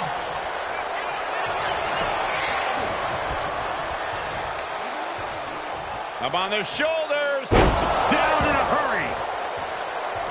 Umaga is truly a specimen to marvel at, Corey, and his handler, Armando Alejandro Estrada, knows he has a thoroughbred on his hands. There's a difference between thoroughbreds and Umaga, though, Cole. Thoroughbreds can be tamed. Umaga cannot. Estrada can only serve as a mouthpiece for Umaga. He can only direct Umaga's blind brutality. I think even Estrada knows no one can control the Samoan bulldozer. Ah, claw to the face. Ripping at the eyes. Torture rack. No, a neck breaker. Momentum fully shifted to Umaga. Cena has no response for Umaga's savage and brutal offense. Reversal. And that double-leg takedown. Gonna stack them up here. Look at pin. I'm having a hard time believing that one.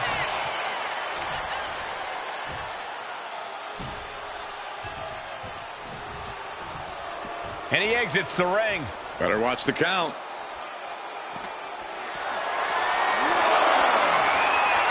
Fighting their way out the back door for the power slam. And what a reversal. Let's have a power slam of their own.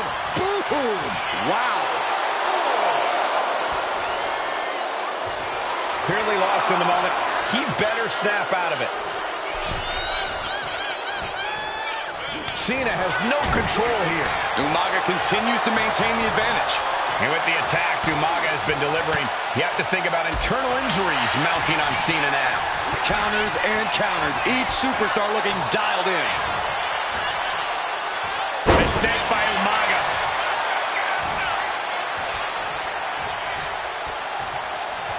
Counter from Umaga.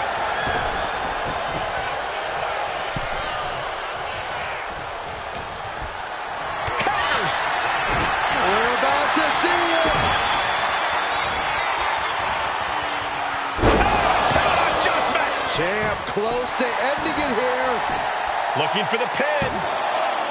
What? You've got to be kidding me. Unbelievable. Kick out at one. Unbelievable. More like inhuman. And Cena looks a little surprised. He's not used to being on this side of a kick out.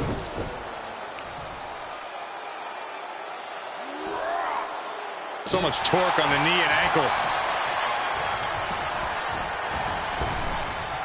Running heel kick. Uh-oh.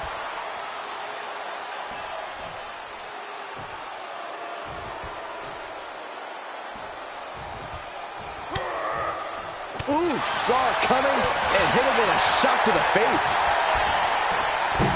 Misses the target. Super kick.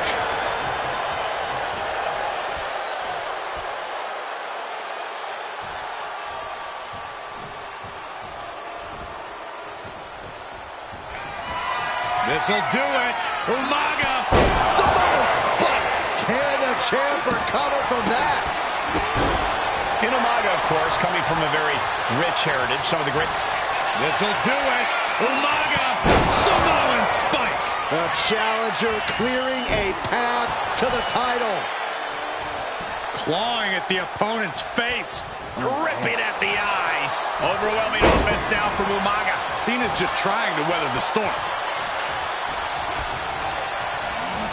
Foot in the corner. And Cena flattened in the corner. And Corey, you know there's no force equal to being on the receiving end of a headbutt from Umaga. It's in Umaga's DNA. Generations have perfected the art of using their own skull as a weapon that could stop an elephant. Right in the jaw. Ugh, what a shot. Sometimes I look at Umaga and it just scares me. I think he forgets that he's even in a championship match. Estrada is very aware of it, but Umaga sometimes looks oblivious to what's going on, other than the fact that he knows up high. Oh, ended up getting caught up in the air. Taken down with a body slam. Boom! Talk about dismantling your opponent.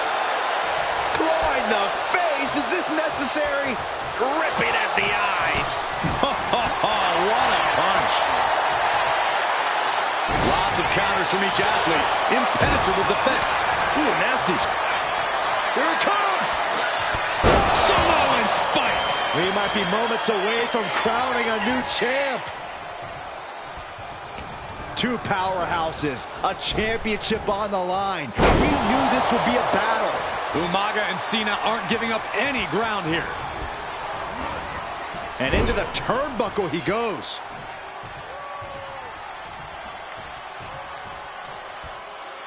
Left an opening and got a kick to the face.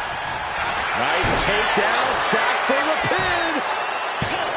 The challenger's able to kick out. Refusing to give up even an inch of ground as this match continues. He connects with a counter. Both competitors showing they've studied the other's playbooks to the T.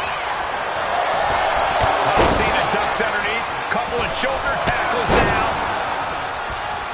Cena, the powerhouse, gonna finish things up with a slam.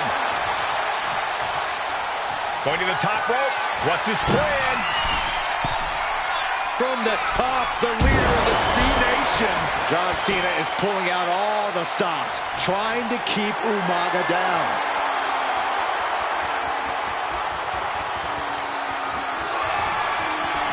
Cena has his opponent up, repositioned For the AA. The champ delivering when it counts. Oh my God, did you see that? Kick out at one. Very few superstars possess the fortitude to do what we just witnessed. Very few? How about almost none? This match just went to the next level. And Cena has to This'll do it. Umaga. Oh, Samoan spike. We might see a new champion crown. Oh man, taking it to the trachea. Exerting his dominance. Brutal attack from Umaga. He smells Cena's blood in the water.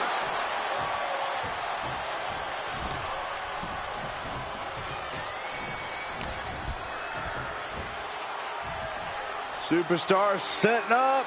And there's the Uranagi. Landed them. Pulled in for Belly to belly. And the damage to the torso is just piling up. Each blow to the midsection just compounding that pain.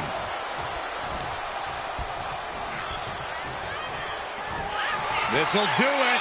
Umaga. Oh, Samoan spike. That might have just sealed the deal on us having a new champ. Goes for the pin. Oh, he was almost finished. Guys, I thought we were getting a new champ. Late pin. Championship on the line. And the pin is broken by the champion. Thought he had it. You gotta be kidding me. Cena telegraphed that. An uninterrupted surge against Cena here. Umaga is determined right now. Cena gets intercepted. Boom, running Pin. Title on the line. Champ's in trouble. New champion. An undefeated champion. Here is your winner, and the new WWE Champion,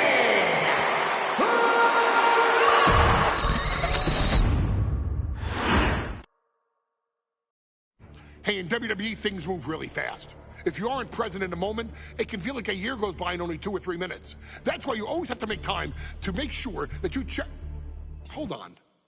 Did I just hear myself say 3 minutes? Stop. Can you believe I'm actually doing Eric Bischoff's shtick? In the early 2000s, few words sent a shudder through the roster like the words 3 minutes, summoning the fearsome duo of Rosie and Jamal, collectively known as the 3-Minute Warning. Initially hired by the aforementioned Raw general manager Eric Bischoff to interrupt anything he didn't find to be entertaining. You're just not entertaining me. 3 minutes are just about up.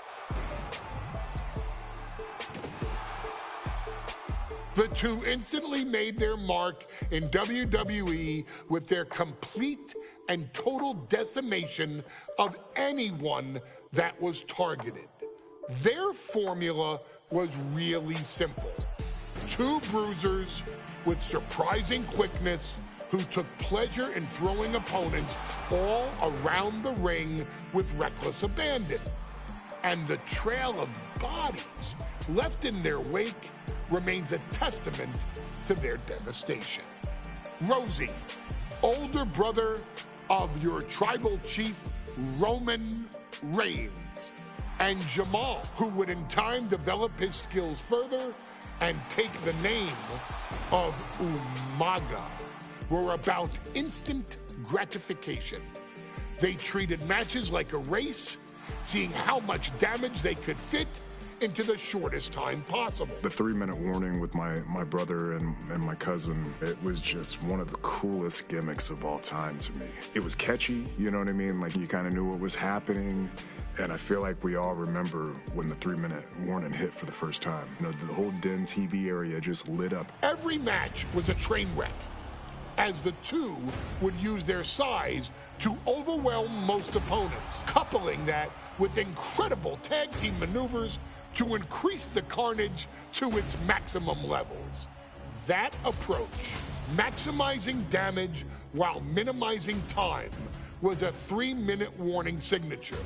The team itself saw its run in WWE last for a little over a year, but in that time managed to make such an impression with the WWE Universe that it still resonates today.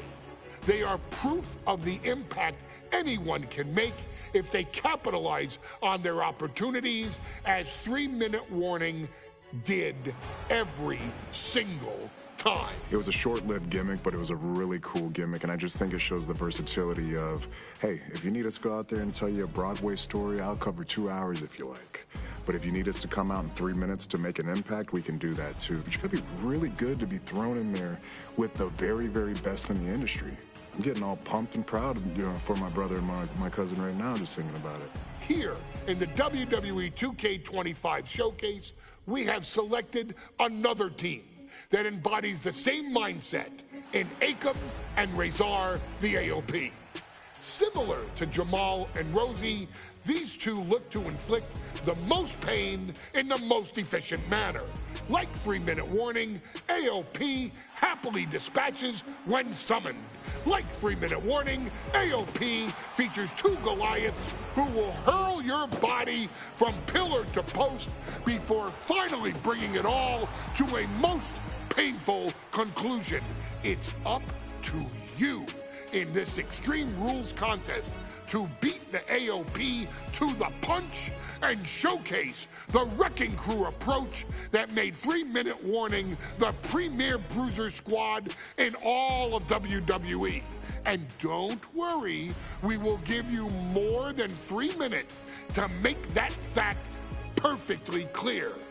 As a matter of fact, take your time and enjoy dishing out the punishment.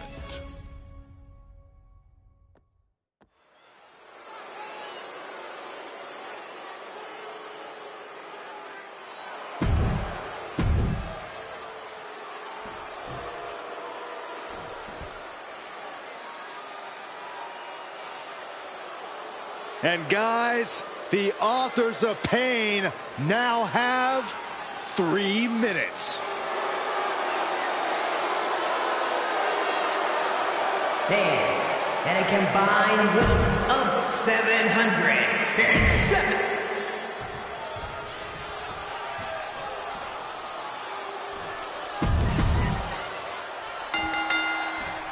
We got 3-minute warning, and the authors of pain clashing tonight in what should be a harrowing Extreme Rules match. Considering the teams involved here, it comes as no surprise that we have medical teams standing by backstage. Yeah, these are two of the most merciless and physical teams we've ever seen. Lasting bodily harm isn't just highly probable in this match, it's essentially guaranteed. Well, I, for one, can't wait to see what these teams do with the rules thrown out the window. They're free to be as creative as they want in their pursuit of absolutely annihilating one another. Watch for the hardcore style of 3-minute warning. Both of these men are from the hood, so to speak. Grew up in the streets, brought up to be tough. Rosie and Jamal have a rough tenacity. A duo that couldn't care less about headlocks. They're just all about beating the hell out of you. 3-minute warnings, thug-like tactics need to be respected. Rosie and Jamal only care about one thing, and that's the winner's purse. AOP and 3-minute warning both love to bring the pain to their opponents. But I'm not sure AOP's ready for the pure chaos that is 3-minute warning. That ability to be totally unpredictable could play in 3-minute warning's favor. Interesting point, Corey.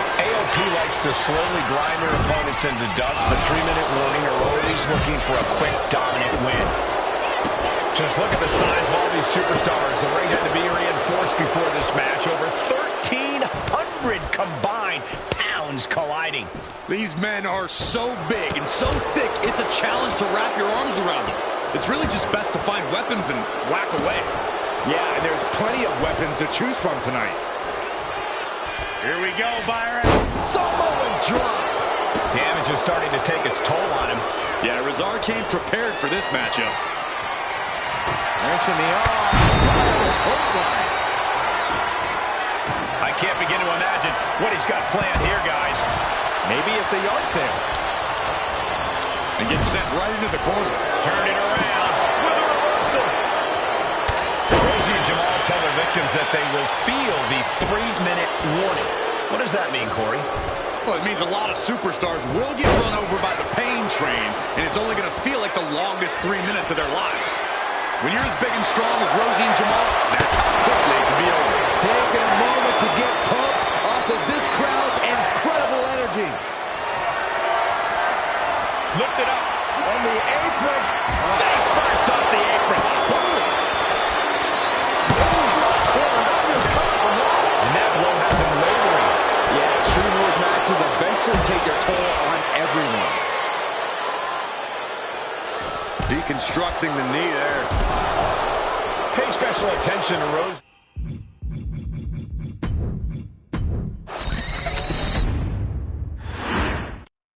Here we go with AOP and 3-minute warning going head-to-head. This is an Extreme Rules match, and it's a good thing it is, because neither one of these teams likes to play by the rules or limit their aggressive tendencies. There is nothing on the minds of these men except dealing as much damage to one another as possible. Both 3-minute warning and the AOP excel at brutalizing their opponents and inflicting massive amounts of pain. But only one of them can be the best at it. We can safely predict that this is going to be an exceptionally gruesome and painful match to watch. Many would call the AOP and 3-minute warning equally brutal. How can one of these teams get the edge in this head-to-head contest? It's true they're well matched, but AOP tends to be the more methodical and calculating of the two teams. If AOP can get control of the pace and smother 3-minute warning's chaotic in-ring style, they'll be in a position to win this. Watch for the hardcore style of 3-minute warning. Both of these men are from the hood, so to speak. Grew up in the streets, brought up to be tough. Rosie and Jamal have a rough tenacity. A duo that couldn't care less about headlocks. They're just all about beating the hell out of you. 3-minute warning's thug-like tactics need to be respected. Rosie and Jamal only care about one thing, and that's the winner's purse. Oh, what a clothesline. Forcefully delivered. What a throw. It couldn't have felt good being chucked around like that. STO! Jamal going up. Oh, look out! Through the air. And connects. You got to be a certain kind of crazy to even think about attempting that kind of offense, but I can't say it didn't pay off. Pay special attention to Rosie in this matchup. 6'5", 375 pounds. The man can run a 40-yard dash in 4.8 seconds. This guy is a pure athlete. Rosie played high school football with a legendary running back before playing college ball in Hawaii. Imagine being pancaked by the force Rosie brings. Bang! What a punch. And he slides him back to the mat. What the heck is this manager doing looking under the ring? He can't be acting like this. And he's pulled the ring apron up looking under there for something. Down on the windpipe. He's setting his table up, and guys, someone's about to have a really bad night. And he re-enters into the ring. Oh my God, a steel chair! Heading to ringside now. Oh, strong impact! These are dangerous attacks on their own, but now the damage is exponentially multiplied. You better have an aptitude for pain, because it just keeps coming. Absolutely no telling what's underneath the ring tonight. I can already feel the sting of the kendo stick, and I do not care for it. Rosie and Jamal tell their victims that they will feel the 3-minute warning. What does that mean, Corey? Well, it means a lot of superstars will get run over by the pain train, and it's only going to feel like the longest 3 minutes of their lives. When you're as big and strong as Rosie and Jamal, that's how quickly it can be over. Kick right to the face. 3-minute warning might just be done messing around. Oh, no. Stop right to the gut. Wicked kick to the face. Forget it. AOP just fell to their demise. We knew this would be a grueling and punishing match, but AOP and 3-minute warning are exceeding all expectations. Just look at the size of all these superstars. The ring had to be reinforced before this match. Over 1,300. This could be for the win. AOP. Rosie and Jamal survive Extreme Rules. Here are your winners, Rosie and Jamal. 3-minute warning. Gotta give it up to 3-minute warning. In a contest between two of the most badass squads we've ever seen, they were the tougher competitors. Yeah, but AOP certainly made 3-minute warning earn this win. Just think about all the carnage we witnessed here tonight.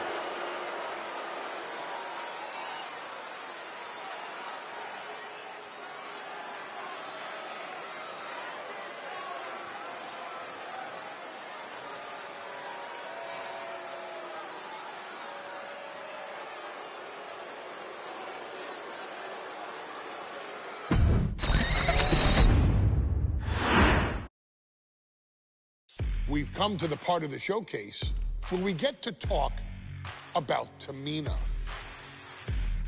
Ever since walking in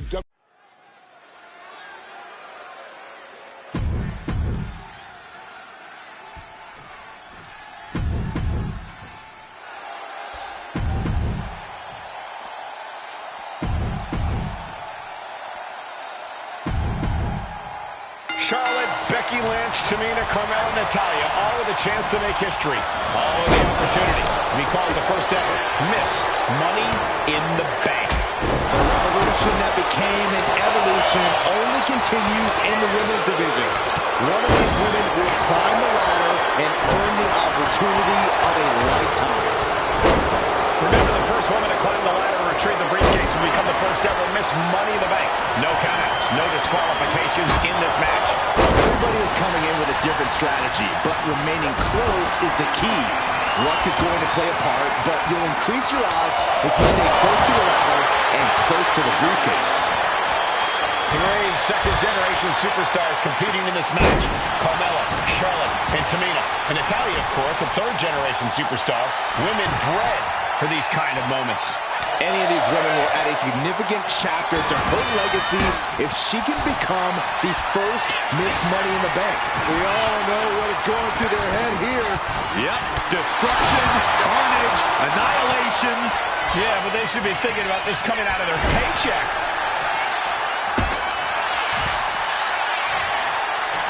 Placing the ladder right in the middle of the ring. Quick thinking from Tamina. Oh, kicks right into the midsection. Opponent dropped in the corner. Head up that ladder. Center. The ring. Full focus on obtaining the prize.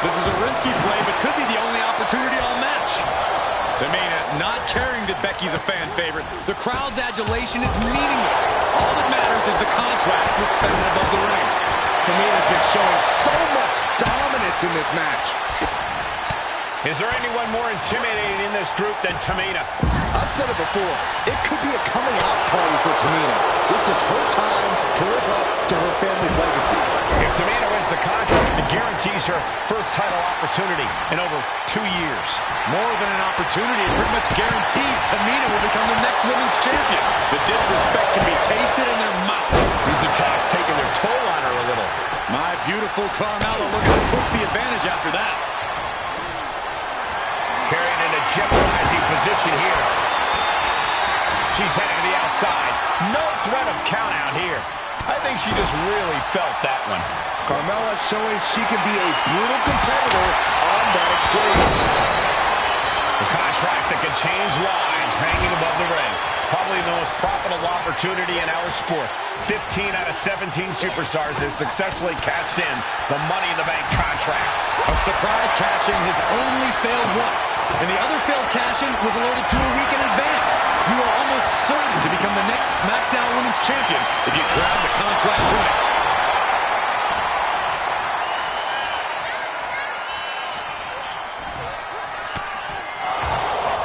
Incoming.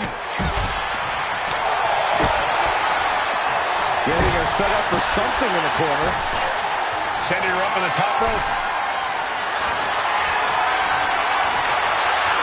You just feel like this match may be about to reach its finish. Feel like we're about to see a car crash. Through the table! And with absolutely no regard for her well-being, she just put her through a table. Complete and utter chaos in this women's matchup. And looking at the playing field, the majority of these women love to utilize their submission offense to put opponents away. Tapping someone out won't win this match, but these women should not shy away from using the biggest weapons in their arsenal. We've heard Becky say she was going to rip arms off tonight. You can't exactly climb a ladder with no arms. And then back to Charlotte. Carmella saw that coming. The steel ladder being used as a weapon.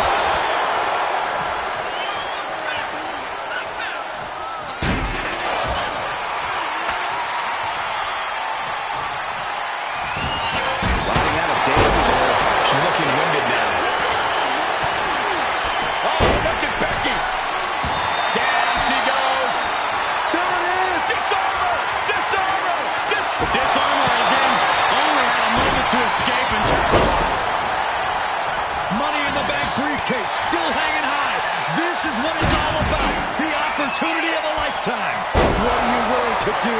How much can you sacrifice to be the first Miss Money in the Bank? She's getting that ladder exactly where she wants it. A crucial step. Ladder set right in the middle of the ring. Starts to climb, but needs to move quickly. She's going for it. She certainly is. She can do it. I assure you, this is even harder than it looks.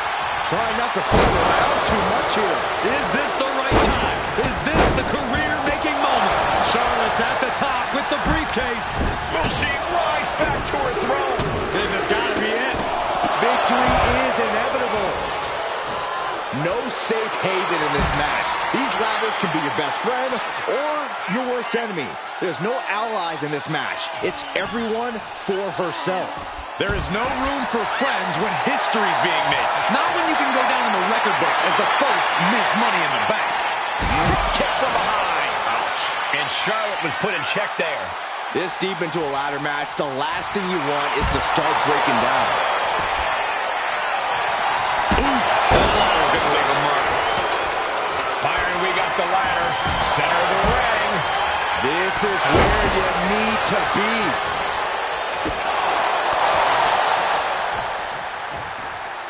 Nice reversal by Charlotte Flair.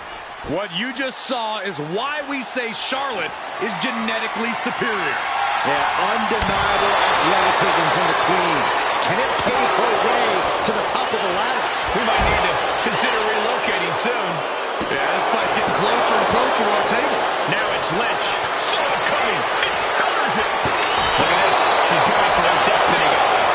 But she better hurry. She doesn't have much time. Tamina's absolutely absolutely wrecking shop on Natalya, making sure the veteran won't have the strength to climb a ladder at all. The crowd is going absolutely crazy right now. They know this could be it. Have to finish the job now. You have to get it totally unhooked. Here goes all our notes and monitors. This table's about to serve a very different... Don't do it! Oh, my God! Oh, Lord, just a terrible miscalculation. This is seriously damaging. This is the chance. Could be the only one. Every second up there is allowing the opposition to recover. Better hurry. Natalya trying to reach out for the contract. With a history books and a hook name once more. It all comes down to this. It's over. Natalya grabs the briefcase and becomes Miss Money in the Bank. Your winner of the Money in the Bank. This new generation of female superstars are providing yet another milestone moment here. Tamina, Charlotte, Carmella, Natalya, and Becky Lynch are going to climb the ladder and retrieve the briefcase, become the first ever Miss Money in the Bank. Oh, now look out. Here we go. That's called changing the decor of the broadcast era. I'm feeling there's more to come, Corey. And looking at the playing field, the majority of these women love to utilize their submission offense to put opponents away. Tapping someone out won't win this match, but these women should not shy away from using the biggest weapons in their arsenal. We've heard Becky say she was going to rip arms off tonight. You can't exactly climb a ladder with no arms. Remember, the first woman to climb the ladder and retrieve the briefcase will become the first ever Miss Money in the Bank. No countouts, no disqualifications in this match. Everybody is coming in with a different strategy, but remaining close is the key. Luck is going to play a part, but you'll increase your odds if you stay close to the ladder and close to the briefcase. Seems to be struggling a bit up there. Yeah, sweaty palms making this difficult. Is there anyone more intimidating in this group than Tamina? I've said it before, it could be a coming out party for Tamina. This is her time to live up to her family's legacy. If Tamina wins the contract, it guarantees her first title opportunity in over 2 years. More than an opportunity, it pretty much guarantees Tamina will become the next women's champion. So much damage inflicted. Oh, what a response. Oh, man, what a boot. And Charlotte's ego brought back down to earth there. Yeah, Tamina displaying a high level of aggression. What a timely counter by Natalya. All wrapped up. Picture perfect fireman's carry. Ladders in position. Gonna make the climb. Victory is within reach now. But it looks like that hook is causing a lot of problems up there. A contract that can change lives hanging in the ground. Probably the most profitable opportunity in our sport. 15 out of 17 superstars have successfully cashed in the Money in the Bank contract. A surprise cash-in has only failed once, and the other failed cash-in was alerted to a week in advance. You are almost certain to become the next SmackDown Women's Champion if you grab the contract tonight. Mat slam. And that's not going to make Tamina happy. And Carmella proving to have a pretty solid game plan here. Hooked up. Fisherman suplex.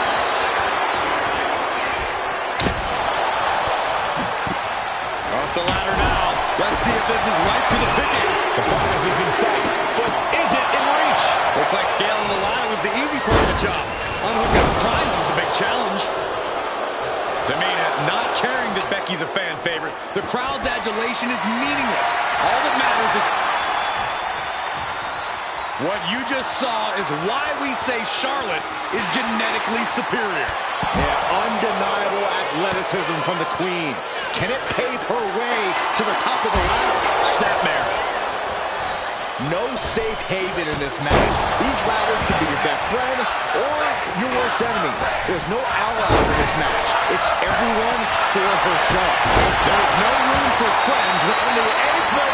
Got below. And some effective offense with that one. Tamina's absolutely wrecking shop on Natalya.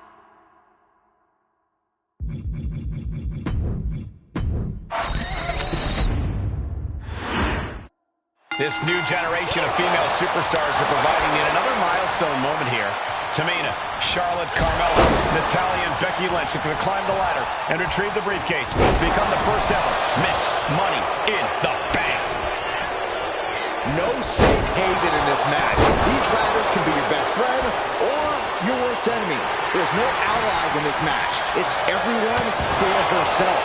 There is no room for friends when history's being made. Not when you can go down in the record books as the first Miss Money in the Bank.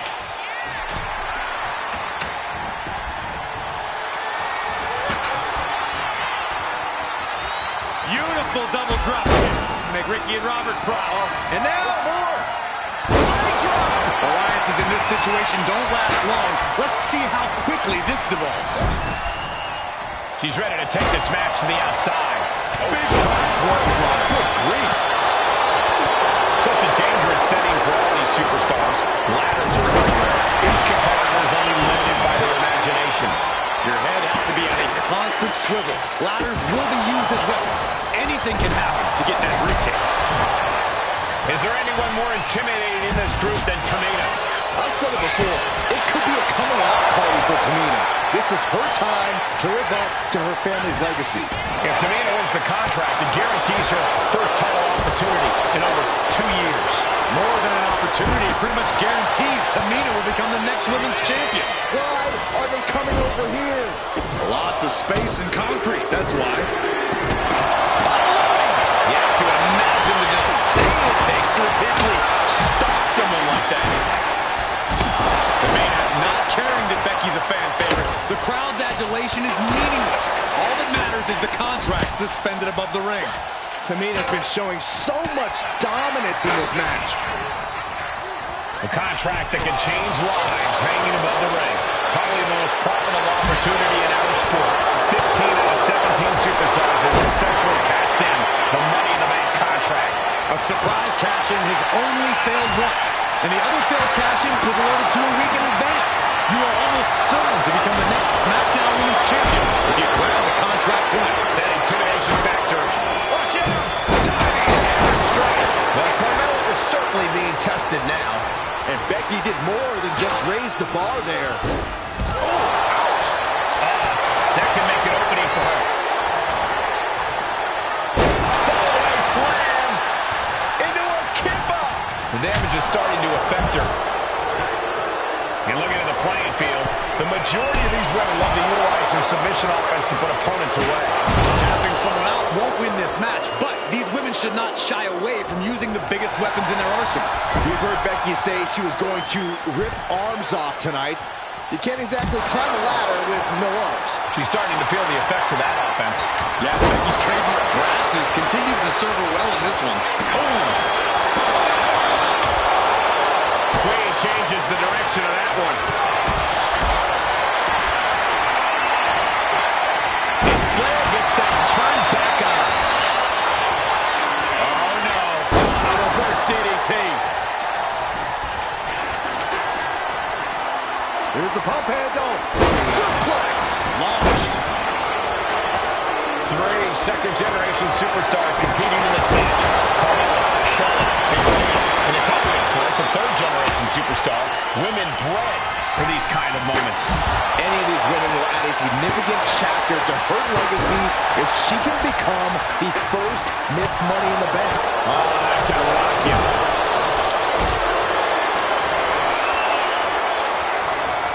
Carrying the opposition. What's the thought here? Now that's what you call impact. Getting that ladder in position. Right in the middle of the ring. This one's heading to the outside. Lynch. Suplex roll through into the armbar submission. Disarmer is cinched. Money in the Bank briefcase. She decides to just let go, but why let go of the submission? Not a strategy we often expect to see. Heading up that ladder. Center of the ring. She'll take this fight wherever she has to. She's heading outside the ring now. Crash and burn from the top of the ladder. Now center of the ring. Nothing in the way. Gonna try and unhook it now. Victory is literally within reach. The longer this goes, the more likely we can see a hard crash back to the canvas. Ladder set. What you just saw is why we say Charlotte is genetically superior. And undeniable athleticism from the Queen. Can it pave her way to the top of the ladder? But now we see Tamina.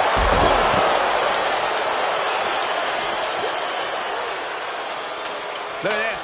Snap suplex. She's starting to struggle here. Yeah, but when ladders are part of the match, you really can't expect anything less.